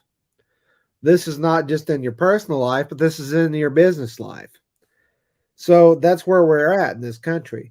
We're in this state where we have such fierce competition, especially in the trucking industry. And a lot of it is by design. A lot of it is because of deregulation. The deregulation in the 1930s was to keep the rates down, or because they didn't want the regulation in existence was to keep truckers from overpricing the market, right? That was the reason for the original regulation. Now, deregulation was to kind of curb it back the other way. Which is kind of crazy because, yeah, the 1935 Motor Carrier Act, was a way, because it was during the Great Depression. Right. It was to make sure food prices couldn't skyrocket and gouge. Because everybody could get a truck, everybody could haul it. So it was a way of controlling prices then. Now deregulation is a way of controlling prices. And a lot of people just need to understand when it is time in this economy, in this market, in this country, when it's time to just get out and go do something else. And there's plenty of other opportunities out there that are servicing the trucking industry. There's no reason that a trucker should be paying a TA 10, 20 times the price for a part and then labor to do this stuff. They're the only people in the market. So there's a market, there's a place that's available for a lot of people to open up a lot of businesses. But typically people just go for the low-hanging fruit. So you just really need to look at where the opportunity is. This is what the American economy is about finding where the opportunity is and focusing your time and resources there and making the value there. And the value is not right now in competing in dry van freight or flatbed freight. The market is the servicing of those freights, right? Whether it's a washout, whether it's a servicing of the equipment, whether it's servicing the debt of the equipment. Those are all opportunities there. Because let's face it, driving a truck is not rocket science. It's a very important job, and people don't pay it enough attention, but it's not a hard job per se. It's a very easy job to get in and learn. What happens is your brain drifts and you focus on other things where your mind shouldn't be. Your mind should be focused on the job. And we're going to get there, but it's going to be a little bit. I'm curious, actually, when you mentioned the TA, because this is another thing when we talk about the ramifications of autonomous. I'm curious the opinions of Love's, TA, Flying J, because I know a lot of this technology, especially for over the road, like what you saying with parts and labor. I mean, a lot of this relies on this drop yard type system, which is why probably Aurora was talking about their real estate stuff. It relies off these transfer stations because obviously, robot trucks are going to have a hard time driving in Philadelphia. They're going to have a hard time driving in Manhattan and in Boston and stuff like that. So they're going to have these drop yards where then human operators would bring maybe those trailers to where they need to go. But I'm curious where the truck stops are at, because obviously these truck stops they charge, it's highway robbery, usury, and what they charge for parts and labor. Where are they at? Because when these trucks start rolling out, who are they equipped to? Are they going to be working? Like, their mechanics aren't going to be able to work on some of these trucks. And I understand the tech with Aurora. I know the guy was saying in your conversation, like, you can remove the LiDAR systems. Like, it's just the truck that currently exists. Like, essentially they can retrofit these LiDAR systems onto any truck, like any current truck. It goes in the computer. But like, if that system, if it's driver out and that system fails, who's fixing this equipment? And also with the truck stops, if the truck parking problem is solved by autonomous trucks, I mean, obviously they still need to get fuel if they're not running off electric power, but who's fueling that? How is TA generating money if they don't have, because they generate money by customers, and they get unlimited customers from the full parking lots they have every night. And if those parking lots are then if their only source of revenue is from fuel and not from anything else, not from showers, not from food, not from service, then where are they at? I think you look at some of the bigger players in the market, like Penske or Ryder or Kodiak's teaming up, and they're using Pilot, right, as a part of it. You're saying Ryder and Penske are like kind of the I think that's options. I think that's where you're going to see a lot of it come from. And this is just what I'm looking at is, Penske and Ryder's already getting away from the leasing, the leasing and the logistics, because leasing a truck out to an owner operator, and honestly, even at this point, lease purchase programs, that's been the big thing for the last 20 years, but that's not going to be the next thing for the next 20 years. The next 20 years is going to be focusing on shifting the industry, managing the lanes, managing this and that. So you're going to see a lot of these players who are already there, already established. They're going to be coming in and looking at these lanes, and they're going to be like, okay, well, we'll put a service truck to service this lane. We'll put a service truck to service that lane. And at first, you'll have your safety drivers. But after 10 years of this equipment running back and forth, they'll shift out the safety drivers. Walmart's already said this. Walmart's already said by 2040, they're going to start getting away from drivers being more than just a safety driver. So this stuff's already coming, and the shift is here. So I hate to be, I've got 20 years of this experience and 20 years of doing this. And I can say right now that the next 20 years is going to be trying to figure out how to stay relevant. The only way to stay relevant is to be in a niche market. But that's where everybody's going, like you say, that's where everybody's going to start coming to. Everybody's going to be like the good drivers who are doing this, they're going to come and do that. And this is going to suppress the wages. This is going to push everybody out. So you can stop it. I don't think you can stop it. I think you can just learn to live with it, and you can learn to move on. There's no stopping what's coming. No, there's definitely no way to know it to not stop it. I'm just curious. I mean, I'm here for the ride. I really can't wait to see how it would pan out. Because I'm curious to see what the aftermath is going to be. Because I mean, like, we've got, and I think I've mentioned it. I've said this in conversation. Like, when it comes to this technology, there was once a time not that long ago where the only way you can listen to music was you had to be there. Unless you owned a piano, you can play your own music. The only time you can listen to a actual music is if you went to the symphony. You had to go see a concert. There's no way to listen to music in your house unless you owned a piano. This is before a record player or anything like that. And we've gotten to the point so far now where we're going to have to get back to the only things that could be real, or you're going to have to actually be there in person, like, to see it. Because with with what, they develop with these goggles and the glasses and with AI and being in the metaverse or whatever, all that stuff. The only way you're going to notice things is by actually being there.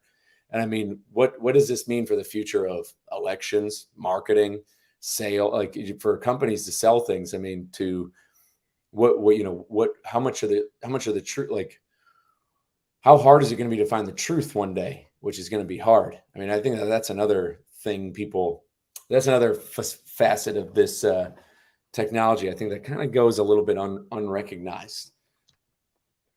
It's already here. Exactly. It's already here. So what do we keep doing? Where do we go from here, fellas? We keep talking. Keep talking, and new things will arrive, right? New jobs will arise. There's things that we don't understand right now that 30 years from now we'll look back and we'll say, oh, well, that was just stupid that we ever thought that this was the end of this cycle or the end of that cycle.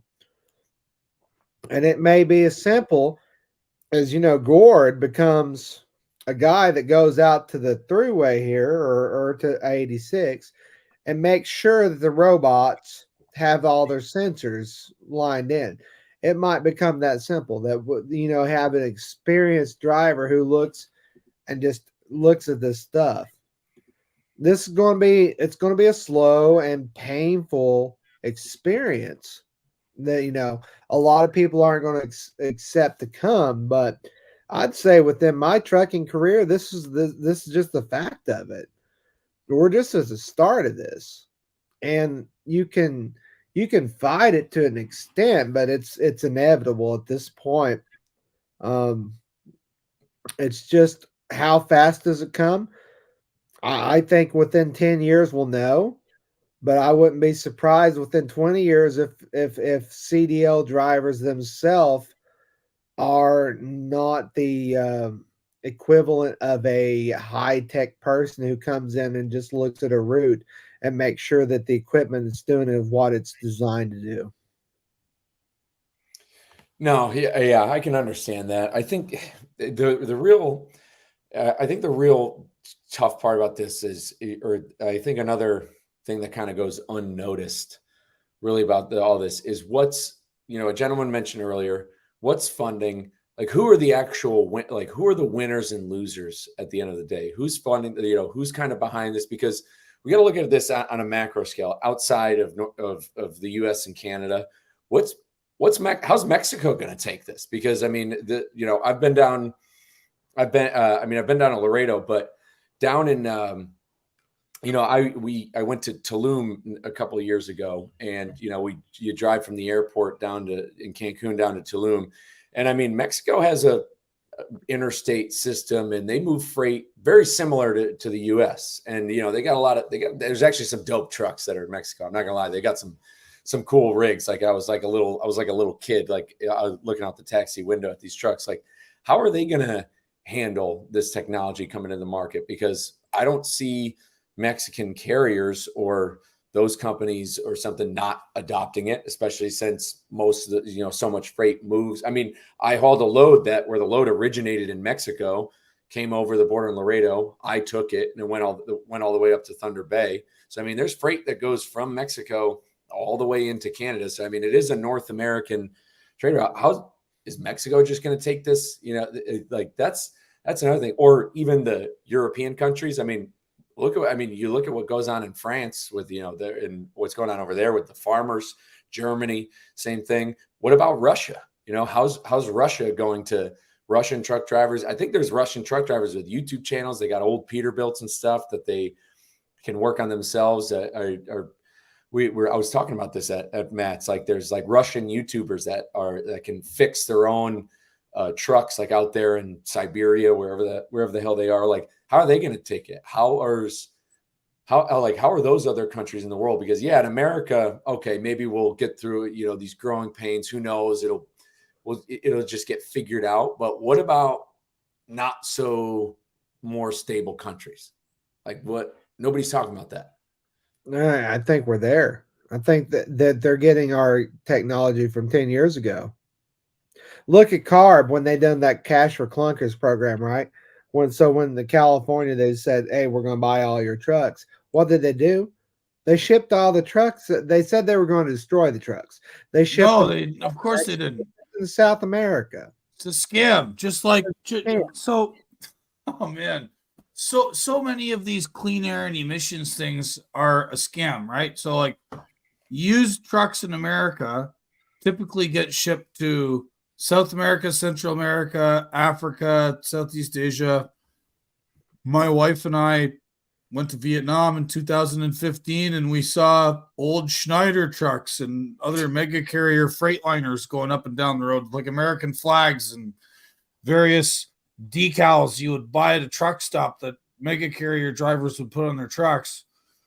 And many of those trucks have, the mandated selective catalytic reduction and various other emission control systems. As soon as they leave the country, those systems get stripped off because other countries don't have the parts to maintain them, don't have the DEF distribution networks to put DEF into them, and they just can't afford it. So, boom, they get pulled off, and then they go have a life for another 5-10 years somewhere else, pumping those emissions into the same atmosphere on the same planet we all live on. Someone make that make sense for me. Oh yeah, we export our pollution. That's the way to do it. You got to export. We can't pollute, but somebody else can. That's perfectly fine. Yeah, I always think that's funny. All those trucks wind up with DEF aftertreatment. Maybe if we got to get Dom Tulo on the line, maybe he needs to open up DEF distribution in Vietnam. How's Dom doing? Is Dom listening? I don't know. He might be listening on Twitter. He could be. He's always. I mean, he's a hard charger. Dom Tulo is based. Dom Tulo is like Kevin Rutherford, someone who understands business and how to be successful at it. And you should listen to Dom, everybody. Dom is great. And if you're in New Jersey, go to his truck stop and buy fuel from him. Yeah, he's one of the good ones out there. That's a curious conversation I'd love to have for him because talking about this, I mean, I have a story I'm going to tell about it. There's a listener of this show. I'm connected with him on LinkedIn. They own Taylor Quick Pick, which are fuel stations. Not a lot of truck stops, but fuel stations out in the Midwest.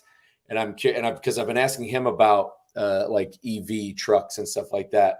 But I'm curious with Dom where he's at with some of this autonomous stuff because what are the truck stops going to do? I mean, Love's is still building. They're building truck stops galore. There's new Loves opening very often. There's a huge demand for truck parking. There's a lot there's what's it called? And Justin Martin's been on the show and talked about it. There's a lot of federal money that's floating around to go towards this truck parking shortage problem, which is true. That's a real shortage. The truck parking problem is definitely a major issue. It's a factor in the turnover. It's a safety issue. That's big. But if all this state money is going towards a parking issue that may not exist soon because of robots, then where's the grift at with that money at the same time too? What's the grift? Where's that money going to wind up? Is that money just going to like who's making off rich on that stuff? At what point do we kind of realize like everything we talked about the last like almost hour and a half is essentially some sort of grift from some certain sect or niche part of whether it be the government or whether it be, certain businesses or some hedge funds or something like that? At what point, because all this money's moving around. I said it just a few minutes ago, like who's going to be the winners at the end of the day? Like who's going to walk away with this, riding off into the sunset, being like, with the city burning behind it, being like, we did it. We solved the driver shortage, so to speak. Like who are these winners going to end up being? Because eventually the politicians go, some don't, but eventually they go, eventually CEOs die. So who in the end is going to walk away a winner?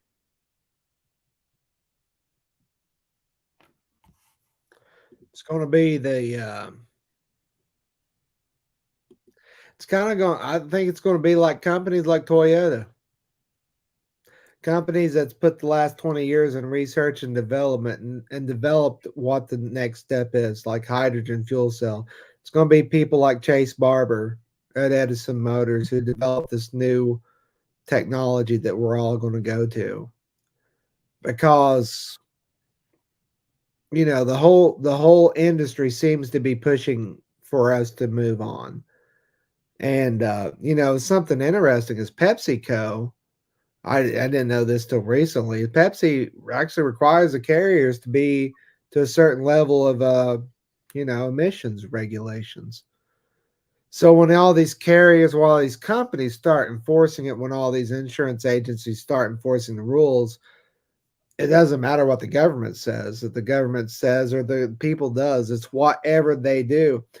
And it's this compliance method, right? It's this compliance that you're going to push to do this. Georgetown Toyota in Kentucky has been retooling for 2 years to build a Class 8 hydrogen fuel cell that they've been testing for 20 years in the ports out in LA. So this is the future. This is what's coming down the road.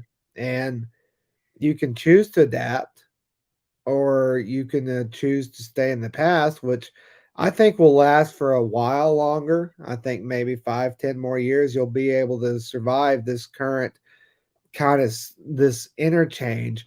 But I think that we are in a transitional phase where we're going from what the past was to what the future is. Now, what the future is still kind of up in the air, but it's not going to be what the status quo has been for, the past 50 years. It's definitely going to change. And the winners are going to be the guys who can adapt, who can learn to change, who can get with the business, who can understand the new technology. Those are the guys, those are the companies that are going to come out of this, the winners. Well, what's funny about, you mentioned Chase Barber, which is, he's, and he went on Gord's show, and if you guys haven't had a chance, definitely go check out Gord's show, Voice of Gord. He's had Chase on to talk about his technology with diesel electric generator engines that can be retrofitted into basically any truck. Where he should be the winner. I mean, this guy should be being hailed as the next Elon Musk, so to speak. I mean, this is in like his story, and he said it on Gord's show. Like when you look at you mentioned the Wright brothers. Like the Wright brothers were, bicycle salesmen or whatever it is they did. They were normal people. But when you look at the Wright brothers are kind of like regular guys, like more. But when it comes to who's developing the autonomous technology, when you look at guys like Elon, when you look at like the people who are in charge of these big tech companies, none of them have a sort of background in manufacturing, or they've never really built anything. They're just kind of like smart people with computers. Whereas Chase Barber is somebody who's done the job. He's been in the industry, yet has the brain power enough to develop something that's really groundbreaking, the actual true mediator between, using less oil and natural gas. And he's silenced by Canadian media. And we mentioned Canadian media at the top, towards the top of the show, but like articles he writes and stuff that he does gets censored in Canada. How come he's not on national news in the United States? Why isn't he?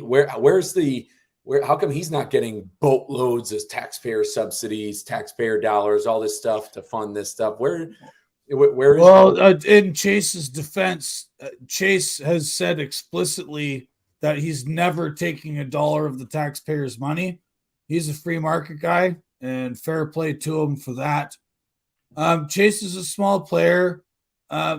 Corporations, the media, the government, they make homages to the sort of American tradition of tinkering. They make homages to lots of traditions that in practice they're actually antagonistic to. But Chase started literally in his backyard with his business partner and some buddies, and they've built this thing up slowly. They're not attracting that kind of attention, and their technology doesn't suit the narrative, right? The narrative pushed by people who worship the sky is that electric. They don't actually believe in the steps to get there. They don't actually believe in a natural technological transition that takes baby steps to get where they want to go, right? They want to be there now. Now. We have it. Electrify everything. Fossil fuel is bad. The sky is falling. Get it done. So because Chase's technology still requires diesel, less diesel, but it still requires it, that's not good enough. That's not good enough for the ideologues. So they're not going to help him. Chase is on his own, and he's doing a great job on his own. And I think it's actually better that he's doing it on his own, because getting help from ideologically motivated shitbags is actually counterproductive. Those people should be ignored, and you should work around them. That's just my opinion. No, I kind of agree with it, because he's operating. It's the ultimate "I told you so," like what he's doing, which I think is the better victory than them, like him being in the position of "I told." Sometimes, when you think of when you think of having humility, you don't want to be the guy who said "I told you so," because you just wish maybe whoever is opposing you will actually possibly understand that they're wrong, because that's the better scenario, would be for somebody to just admit, hey, you know what, just like what you said, like this, hey, we're kind of wrong. This has been a ruse. Like, that's never going to happen. The government's never going to say this has been a ruse. Sorry, like, we're being unrealistic on these demands and these narratives. Like, I'm really sorry to do that. It's not going to happen. So it is almost kind of better. He's building himself into a position of being the "I told you so," because inevitably when this stuff fails, because that's the thing, we have Tesla worshipers on Twitter who think that these trucks are like God's gift to trucking for some reason.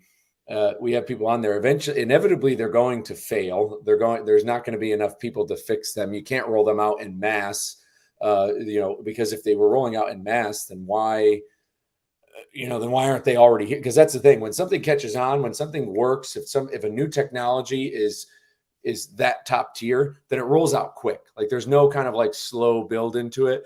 People get bought in, they buy into it, it comes in quick. That's not happening with these electric semis and stuff. There's a lot of hype, there's a lot of talk, but I think it's just all clout chasing at the end of the day. So it's almost better to be in that position of the I told you so to speak, kind of thing, because they're not going to admit they're wrong. When really the most honorable thing, because they're so bought into, you said electric now, it has to be now, fossil fuel's bad.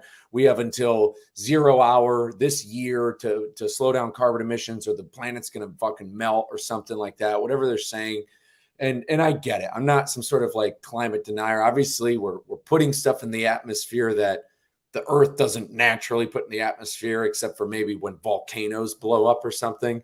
But at the end of the day, if like the use of fossil fuels, oil, the use of oil on this planet, if it was just reduced to the technology that Chase Barber has, then really we could still use fossil fuels, just billions or trillions less, which will slow down the carbon emissions over time, as opposed to if we take all of their assumptions for granted, which I do not. We get told we get look at what's happened. Oh man, I can't. I'm sorry. I'm drunk. I've been drinking the whole time. Hi everybody. I'm on the Lombard Trucking Podcast, and I'm loaded. Not with a load to go from A to B. It's Friday. We can do what we want. It's road soda posting. I have no bikini and nor a Peterbilt to stand in front of, nor the bosoms with which to fill that bikini. But anyway, yes, Chase Barber's awesome. That technology is great, and we should promote it. And it's fine that it's actually a good thing that Barber's not being promoted by the big people, because the big people are useless, and why would we be associated with him? He's going to grow his company organically. There was a guy I bumped into at Matt's who has now been designated as an Edison Motors franchisee in Dallas, and he's going to be doing retrofits. He's not going to be doing the frame-up builds, but in time, if you bring him a truck, he's going to be retrofitting it with the Edison technology, and that's awesome. So good for Chase. good for everybody that wants to do that. Go get it. I would do a retrofit. I mean, honestly. I mean, imagine if you could cut your fuel expenses, because that's the thing. People are like, oh, fuel is the largest expense for a truck. Sure. But the idea of magically eliminating that overhead cost overnight, you can't do that. In no business are you able to just eliminate one of your fixed costs immediately. Your rent's not going to go down. Your insurance isn't going to go down, and your cost of fuel, it's not just going to disappear overnight. Like your reliance on wherever you get your utilities, so to speak. And for a trucking business, one of your utilities, the lights and the lights and power, it comes with your diesel fuel. He's creating a technology that cuts that cost. It's not going to eliminate it, but it's going to cut it enough to the point to where you can get the maintenance. You can pay yourself a decent wage. You can be able to do that. But I think selling the idea, and man, I mean, Rust Belt Kid, good friend of the show, he says it right. I mean, outside help comes with strings. That's the thing. It's right. If Chase Barber eventually dials in, say he did take taxpayer dollars, then he's basically, he's beridden to the morals and the obligations of the stakeholders now who have given him money. That's right. And shout out RBK, Rust Belt Kid on Twitter, one of the Midwest Prospector, Inland Waterways Prospector. Great guy. Everyone go follow him. One of the best people around. Gator Bar. Yeah, Gator Bar. If you don't follow Gator Bar, if you're not a Gator Bar, or if you need Gator Bar, you should hit up the Rust Belt Kid. He knows exactly. Another American-made product right there in the upper Midwest on Michigan's Upper Peninsula. Sometimes the most forgotten part of the United States. Is probably it's illegible, and we just talked about Chase Barber and his technology being outside the mainstream. When you're in a marginal place like the Upper Peninsula of Michigan, or say far upstate New York, where my buddy Andy lives, Shagbar Kick on Twitter, and all of his crazy awesome threads. When Andy uses this term called being illegible. Other people might say it's flying under the radar. When you live in a place like the UP, it's hard to transport stuff in and out of there. I'm sure Gator Bar's shipping costs are really high because of where they are, but their other business expenses are lower because they're in the UP.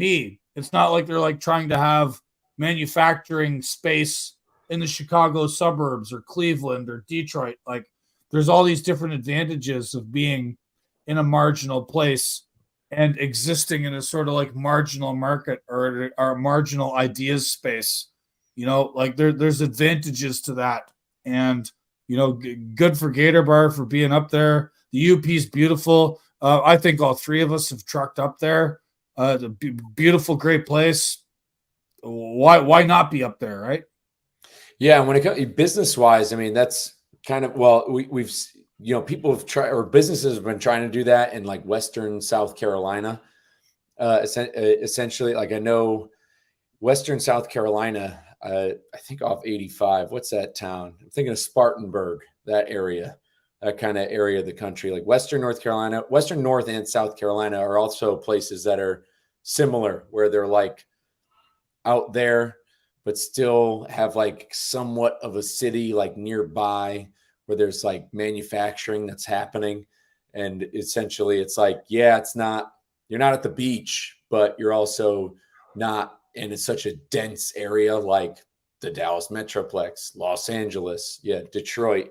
You said, so when you have that kind of, usability, that real estate you can use, it's kind of a better spot. But the Midwest is really the best. Upper parts of Minnesota. I tell people that all the time. I tell friends of mine from Connecticut, you want to, people, a lot of people back home, they do bitch, moan, and complain. They want to own a house and stuff like that. They say it's really hard. It's really expensive. I tell them, you can go live in Upper Iowa. You could be 2 hours from Minneapolis, and you can buy a 4-bedroom house for $65,000.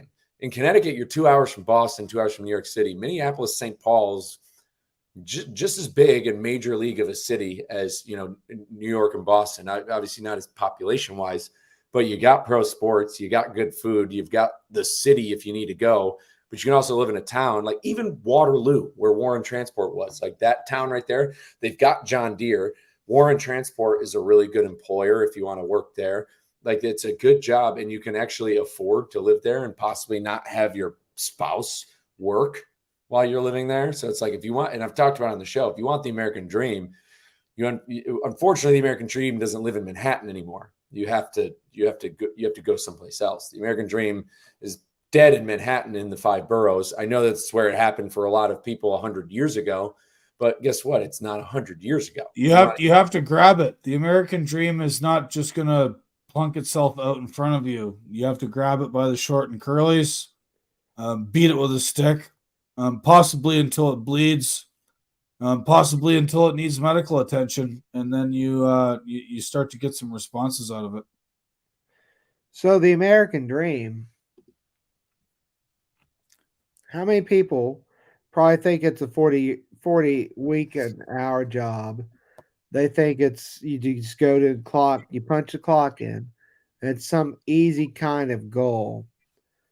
And I think the American dream is just as attainable now, maybe even more so than it has been in a long time. Just the amount of connections that you can have if you choose with digital, the amount of education that you can choose to have with digital.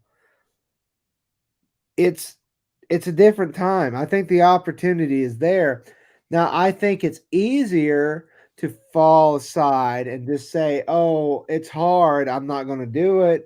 I'm not going to do this because it's hard. I'm not going to do that because I don't want to." But I really think that this is a golden opportunity for people to look at things and to realize that we're in an age here where things are changing rapidly, and that's really hard to keep a grasp of that, right? And me and Gord's talked about this, like the technology. Like I almost sometimes hate how much technology takes away from the human experience, but at the same time, the technology, if we didn't have technology, we wouldn't be friends, right? We wouldn't all know each other. And this is a great time to realize that we have this powerful tool in our life. It's a powerful weapon. It's a powerful entity against us as well. It can also be a foe. But I think honestly, right now, this might be one of the great times in American history where we have an opportunity to really propel ourselves as a society into the future. And we have to be really prudent with that. We're aware that things are coming, and we have to not just take this stance where we're just looking at things and saying, okay, well, this is how it is and I hate it, so I'm gonna rebel against it, because that's the way we could go, but we're going to be left behind in the dust. We're going to be left behind in the history, because that's how things are going to go. Or we can take and look at it and say, you know what? We see this coming and we know this. Let's make it that. Let's be the masters of our own reality. Let's form this new reality as we're coming into it. Let's be the masters, because once again, as I said, as Lombard has said, if we don't stand up and take the mantle, if we don't take the reins, we're going to be led by inferior people. And I can't think of anybody better than the people that's been in the industry, the people who've understood this stuff. So we can choose to sit here and say, hey, you know, let's just step back and just let this all come in. We're going to let it take over. Or we can step up and we can say, hey, you know what? We're going to take these. We're going to take these reins and we're going to control this. And I think the opportunity is there. And I think the opportunity is more better, and it's better than it ever has been. You just got to realize it. You just got to reach out there and get it. Yeah, I think that's the biggest thing. I think people, and that's like probably the most like kind of free market way to describe for people out there is okay, this Dom Tula talks about this a lot. You got to play. What I'm trying to say is you got to play the ball where it lies. Like obviously, if we could snap our finger, you can't snap your fingers and go before 1980. You can't go. We can't snap our fingers to go back. You can't work backwards. Can't change the past, etc. But if we play the ball where it lies, okay, we have this technology. You're right. And what's great is it's the reason why we've all become friends. How do we use it to our advantage? And I think like doing stuff like this, just hopping on here on a Friday night and talking about all the stuff that we're doing and that Gord's writing is the way to do it. Like what we're doing in that Discord, which is Burgoyne. Just the fact that we've got so many good people and good friends like tuning in on Twitter just to listen to this, and they're going to go out and talk. And I think building that community and building that network of people who maybe not necessarily are all the same and agree on everything, but for the most part can still, commune over this, over just humanity in general. And at the end of the day, yeah, and I know, TikTok's ripping apart society. It's making kids kill themselves, and it's lowering the self-esteem of teenage girls and stuff like that. I get it, but again, we can't just. It's not going to disappear. It's not going away. It's not going anywhere. So what do? You got to use it. We have to use it to our best advantage. We got to. I'd like to share something from Matt's. So while Gord was sitting down at the other end of the table, he was talking there, little Miss Red. I was sitting on the other end of the table, and I was sitting closer to the Boston trucker, Mike Gaffin, and what were really special is I was sitting next to a guy named Charlie Tackaberry. And Tackaberry, he owns a construction company up in Ontario, and they have the Tackaberry collection, which is 300 old classic trucks. And I was sitting there talking, and I started thinking about his business. I had a really interesting conversation with him, and the next day I kind of run into him, and we were talking, and I was like, I'm just one guy, but to me, it's navigating the bullshit. That's everyday life and business is navigating the BS. And you're going to always have that BS. And he kind of smiled and he nodded in recognition that he understood that because he's probably dealt with that his entire life. And that's really what it is. You're navigating this, whatever it is, whether it's, your local laws or your federal laws or the people you're hiring. You're navigating all this crap trying to push forward. And that's really the point of it, is you're just pushing forward, trying to make better. And nobody, I think, is really out trying to. Sometimes it seems like that, right? It seems like the people are trying to just screw you over. I don't really think that it's that as bad as everybody says it is. I think it's honestly people are just trying to get through the day, even my carrier, I think honestly, day to day, they're just trying to deal with whatever crisis is put up for them. I think when you go to the truck stop, they're putting up with whatever crisis that there's right there in front of them.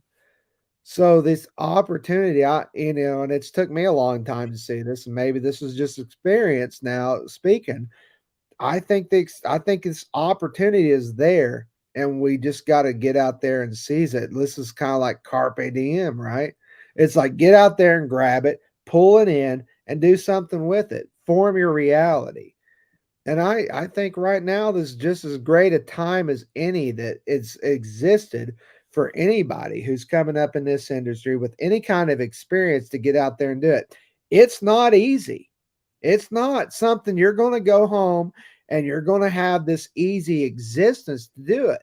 But the rewards, if you do it, they're going to be great. No, I couldn't agree more. That's really well said. I know we've been ripping for a little while, but I did want to mention this because it kind of ties in all together. Because Gord, you on your Substack, which by the way, if you guys are listening, you need to go subscribe to the Autonomous Truckers Substack at autonomoustruckers.substack.com. And you wrote this about our mutual friend, a book she wrote, Batya Unger Sargon. She wrote a book called Second Class. And I got to get my hands on it because it seems pretty dope. There's two truck drivers in that book. Myself and a guy named Cyrus Coron from Arizona, who has also written for Newsweek and Compact. That's it. Cyrus is such a tough name too, but like he's a tough mofo. That guy's been through a lot, man. When you dig into Cyrus's life, I don't know if he's listening. Probably not. He doesn't hang out on Twitter, but Cyrus is a awesome guy, and like, man, he's lived through some rough shit. And you want to talk about learning how to survive adversity? Couldn't find a better dude to learn from. I mean, he pretty much describes what kind of like the Baccia's book is about. And it's like describing who is the working class. And essentially this book goes against how, there's, the systems that, the status quo or the people at large have just all in all been turning the working class into second-class citizens. I mean, talking about, and it goes into what we were talking about earlier with the driver shortage narrative. And you post some stats about kind of like what immigration has factored into this. Yeah. Baccia does a deep dive. She interviewed myself and numerous other people and threaded the sort of needle about, things that if you work for a living, you sort of already know. Inflation, dollar devaluation, cost of living being high, real estate in certain markets being kind of out of control. It's just sort of difficult to maintain what was once considered a fairly typical blue-collar existence in 2024 because just things have been out of control, and it's difficult. Not for everybody.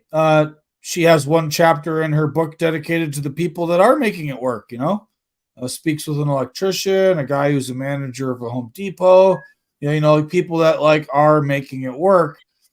But through the book, she draws these lines, like, how we think about people, how, the media talks about the working class is incorrect. The Democrats say that anybody that speaks about immigration is like a racist, but like actually, if you talk to people, this is what they actually think. Like everything is more complex and nuanced than what we see in the media or online. She did her homework, and it's a pretty good book. It's a pretty good piece of journalism. It's not like a deep dive serious read. Like, I'm not trying to dismiss it. Like, it's only 200 some odd pages, but like, you could tear through it in a couple of days and get the point. She brings everything across very clearly, makes a very reasoned argument. And again, through the book, she speaks with a whole bunch of different people, and with every issue, she comes back, like she'll talk to someone in this part of the book and then brings them back to this part, to this part, to this part. She really, really included everybody she interviewed throughout the entire length of the book. It's a good read. No, I'm looking forward to buying it. I'm going to order it, especially because I'm doing 75 hard now. So that's a book that falls. It's nonfiction, so it falls within the rules. What's 75 hard? It's like a fitness program. Essentially, for 75 days, you got to do 2 workouts a day, 45 minutes. One could be outside, so even like walking counts. You got to drink a gallon of water, read 10 pages of a nonfiction book. Don't drink alcohol, and take a progress photo. A nonfiction book and not drink alcohol. What's that? 10 pages of a nonfiction book and not drink alcohol. Yeah. So no sauce for whatever. That's why I waited until after. That's unrealistic. After Matt's. No, I know. I need it. I got a triathlon in May. But this part you put in right here is, I think, another thing that the media and people, and even like, because obviously people are very critical of where money is going between the conflict in Israel and Palestine and Ukraine. And people have been very critical about the military industrial complex. But you say, and I quote you, though Bhatia doesn't mention it, it's worth noting, over $20 trillion have been spent destroying other locations around the world over the past 2 decades. True. and the only beneficiaries of this project have been those who live in the increasingly wealthy counties which surround DC. These military industrial complex contractors, exactly the type of people who will probably never read her book or give a single tinker's damn about anyone in America works for a living, because essentially the money we've been spending by kind of between any uprising in South America, like that's the thing. There's a crisis at the southern border. I've mentioned on the show. I've been to Eagle Pass myself. Was there, a little over a month ago for that protest. That was going on. There's a problem, but some of the problem at the border is also due to the actions of the federal government decades ago. Stuff right from civil unrest, and essentially, and we talk about the driver shortage and all this stuff, and how there's new immigrants coming in here. And once again, there's no reason why people can't move to the United States. There's also no reason why I shouldn't be able to move to Italy if I want, or stuff like that. People should be able to. Ever notice how most of the moving is 99% in one direction? Yeah, it's always coming here for some reason. Jeez, help me out with that. Thank you for citing my comments in Substack, Mike. I appreciate that. But yeah, we're the land free. Yeah, the government has decided over my entire adult life to expend enormous sums of value, whether they, money printer go burr, or, taxes that have been deferred to multiple generations of the unborn who are going to be stuck with the tab.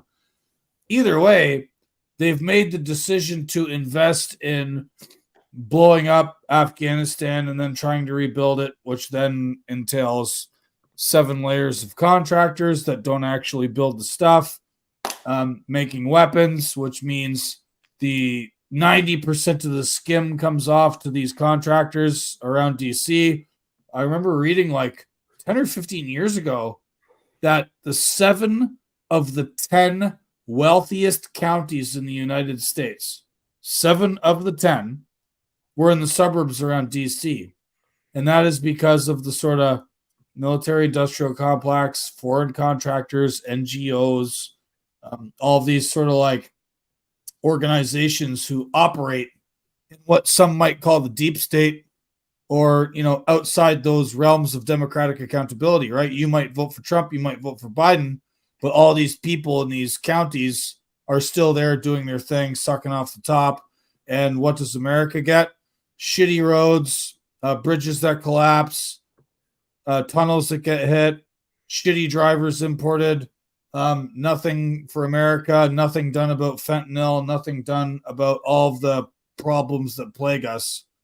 And, that's what I was sort of saying. Like, Boccia doesn't touch on that in her book. She's trying to sort of like focus very individually on people, and that's a great project. But like, man, when you look at the amount of value, the amount of resources that have been expended on destruction, and then when you realize that that destruction overlaps with all these other problems, right? Like the migrant crisis around the world as it exists today, and as it has existed for 15 plus years now, if not longer, stems back to the invasion of Iraq, right? Like Iraq and Syria get destroyed. All those people start going to Europe. The war on terror makes things in Africa really weird. So Somalians and everybody else ends up start coming here. Other things the American government did in South and Central America in the 90s, starting with Clinton and even going back before that, destabilized their economies. So like, I see lots of people that like to blame this on the immigrants themselves. It's like, well, they're just sort of following incentives, and the places they live can arguably have been made worse by stuff our government did. Now, that's not to say that, like, this is not to justify the mass importation of people here. This is not to justify problems of migration around the world. But, like, people that we voted for in the past are complicit for problems we are experiencing now. And, let's not forget that. Oh, I'm sorry. I'm ranting.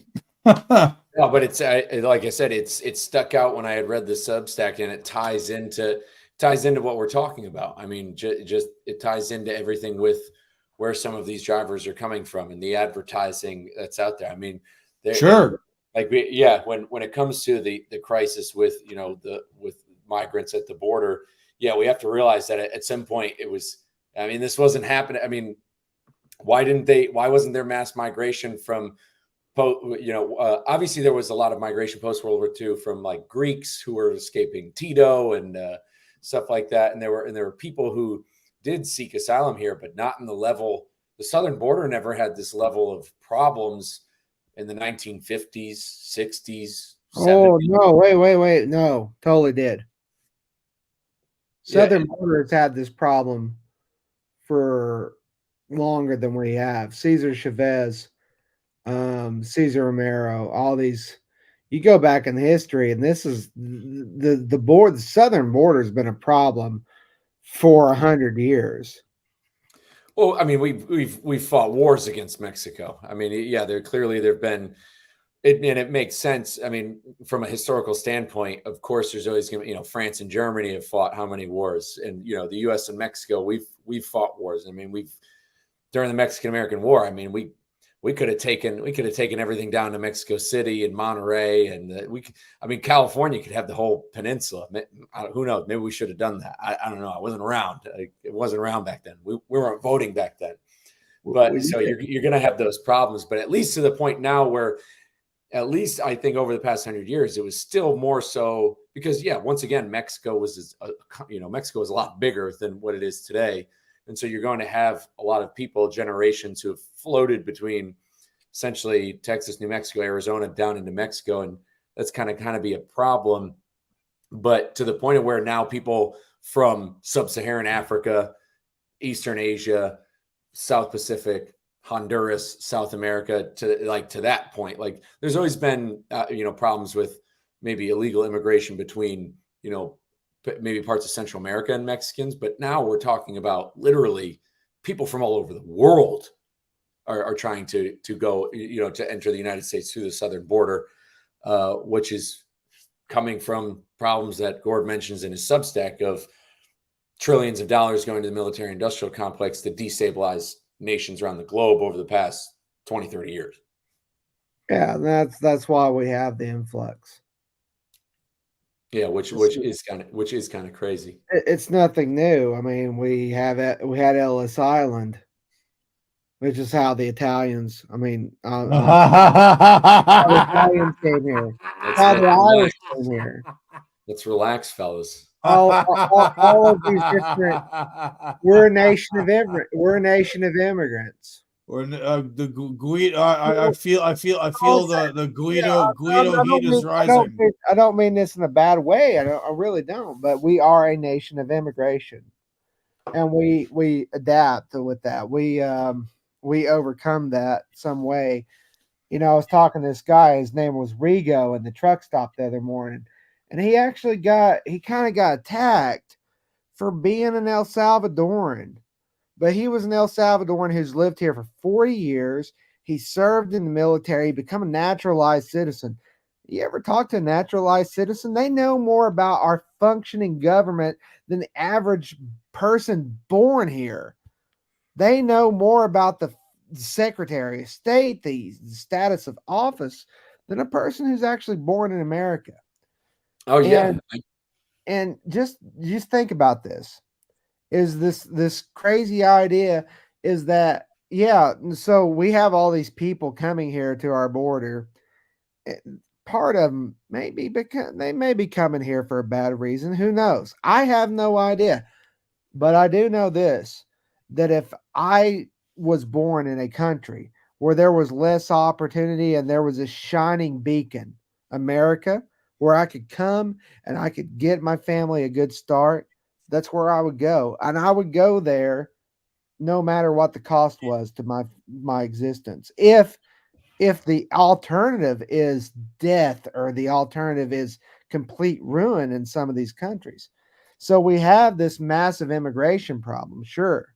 The problem isn't that the immigrants are coming. The problem is that we politicize that. our government takes and uses these people as cannon fodder. We have the border is political football. It's a political football. we have Votes. businesses here. We have people here who use them as slave labor to come here and do jobs for dirt cheap. And that's the problem. The problem isn't the immigrants. The problem is the people here who misuse those immigrants into our country. You guys definitely got to watch it. This guy, his name's Andrew Callaghan. He's got a YouTube channel, Channel 5 News, and he did a whole thing on the border, and he was down there on the Mexican side too. He's a funny kid. He has a funny channel, but he made a documentary about January 6th too. That was like funny. And he has that QAnon shaman on it. But he does this big thing on the border, and he's interviewing guys who like work for coyotes. And one of the guys who helps migrants cross the border, he used to live in San Antonio. And he tells him on the interview, he goes, he tells him, he's like, yeah, I used to live in San Antonio, but the work-life balance in the United States sucked and the wages weren't good. And I felt like all I did was work and go to sleep. So he moved back to Mexico. But he doesn't tell people who are paying him much. Like he's making more money transporting people across the Mexican border than he did living in the United States. And he makes more money down there. And he doesn't tell the people trying to get to America. Like, that's the thing with the way things are in the United States now. I mean, when you look at, how jobs are, if you are somebody who manages to get over here, especially if it's illegally, what is your opportunity? If obviously if you're facing death, sure. Then your options, gun to your head, you're going to do, what you need to do to survive. But like, if you're coming here and then, you're just faced with being a dishwasher, and you can't afford the means to live. I've said this on Twitter Reed when safe, he was watching our show. He's going to sleep. We talk about nearshoring. Mexico is not a bad place to live. I mean, as long as you can deal a little bit of heat, there's jobs there. Well, we don't have the Mexicans coming over anymore. Exactly. I mean, Mexico has a very good, and Mexico's set to become a very, very large economy. We're getting other countries. The problem is, and the problem has been, is this the disadvantage that we're taking of these people, and they're coming here, and then at the end of the day, they're just getting taken advantage of. Like they're getting taken advantage of, and it's taken advantage of even sometimes by their own people. Obviously there's a big business in getting them across, and unfortunately, it becomes this point where, like I said, it's political fodder for one way or the other, where we're forced to almost hate these people for coming in here, but they're coming here for a reason. I mean, like we say, we can't blame them. Their situation, a dishwasher here in America, I have no idea personally, but it might be 20 times better than trying to subsistence farm in a third world country where your life is just completely tore up every day, by some kind of gang violence. So I guess I kind of see their plight and see why they come here. And at the end of the day, I just feel like we all just need to give a little bit. We need to care a little bit more about everybody, especially our own countrymen, but especially maybe even about the people who are coming here. And maybe if we all do that as a people, we can get to a point where, maybe they feel that like it's safe to stay there and stay in their own countries.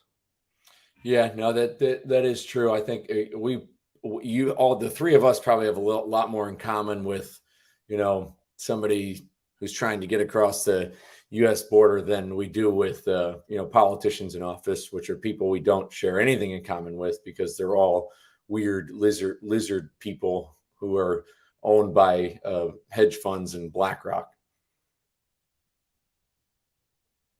Well, that hedge funds and BlackRocks are funded by our pensions, right? Pension. Oh yeah, it's for grandma. Pension. Who's 401ks, right? I have none of these things. What am I doing wrong? Well, the fellas. My children are going to be my insurance, unfortunately, at this point. Many such cases. I'm not gonna lie, fellas. I have to use the bathroom. We've been ripping for 2 hours. I've had an amazing conversation. I miss you guys very much. We definitely, with the time is going to come, we're going to be able to see each other in real life more often. I want to appreciate everybody who's been hanging out with us all night, especially on Twitter. Big things coming. You guys got anything to sign off with? Yeah. So you can see me and Mike at Kansas City at the Broker Carrier Summit. I have no idea why I'm there, to be honest with you. I'm going to be talking, though, about a little bit of philosophy, a little bit about life and trucking. And that's where we're going to see us next. You can use my code CT if you haven't got a registration yet. Come on out to Kansas City to the Broker Carrier Summit. You can network, build your business, hang out with me and Mike. Definitely come to the Broker Carrier Summit in Kansas City if you are interested at all. I'm going to be there talking about fitness stuff because it's important, because that's another thing at the end of the day. Once again, I say it, I've screamed about it on TikTok all the time.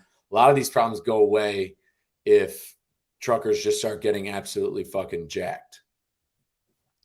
The only thing you have in life is your health, and everything else flows from that. Healthy body, healthy mind, healthy spirit. Without these things, what do you got? Not very much. So listen to Mike, get shredded, sleep on the battlefield, drink lots of water, and try not to waste too much of your mental bandwidth on Mike and his incessant and wholly unnecessary claims that the Northern Lights don't exist. Questionable. They're questionable. Yeah, focus your energy elsewhere. Go listen to Kevin Rutherford, figure out how to make money. Listen to Chris, and don't listen to me. I'm a crotchety old son of a bitch that's bitter about lots of things. Unless you're a politics junkie and you want to know why things are the way they are, please don't listen to me. Don't follow my Substack. Don't follow my Twitter. Just don't listen. Just go listen to those guys. They're way better for you than I am. Definitely go subscribe. I don't know where to find me. I'm that dude right there everywhere. Definitely go subscribe to Gord's stuff. But man, I appreciate you guys coming on for having this conversation. Honestly, I couldn't think of a better Friday night in a lot of aspects, and that's what I'm just thankful to have this community, have this network. And I could think of a better Friday night, but my wife isn't here. Sorry to tell you. Also true. It is just me and the dog in the house, and I think the dog's he gave me their bed though. He did change the sheets, so we're all good. Well, you guys have fun. Enjoy that eclipse, by the way. Enjoy that good phenomenon. The eclipse, much like the Northern Lights, is questionable. If it's real, if it's not just some sort of disc that the establishment's put up to distract us from something else they're doing. It's Bill Gates trying to reduce climate change. He's blocking out the sun. I am going to make Gord drag me out to Carl Sagan's grave site tomorrow. And if anybody really doesn't know Carl Sagan, I highly recommend The Demon Haunted World. You need to read that and get with it. Yeah, you need to get with it, because The Demon Haunted World, this idea that things aren't as they seem. Science understands a lot, and we can understand a lot more about our reality if you choose to do so.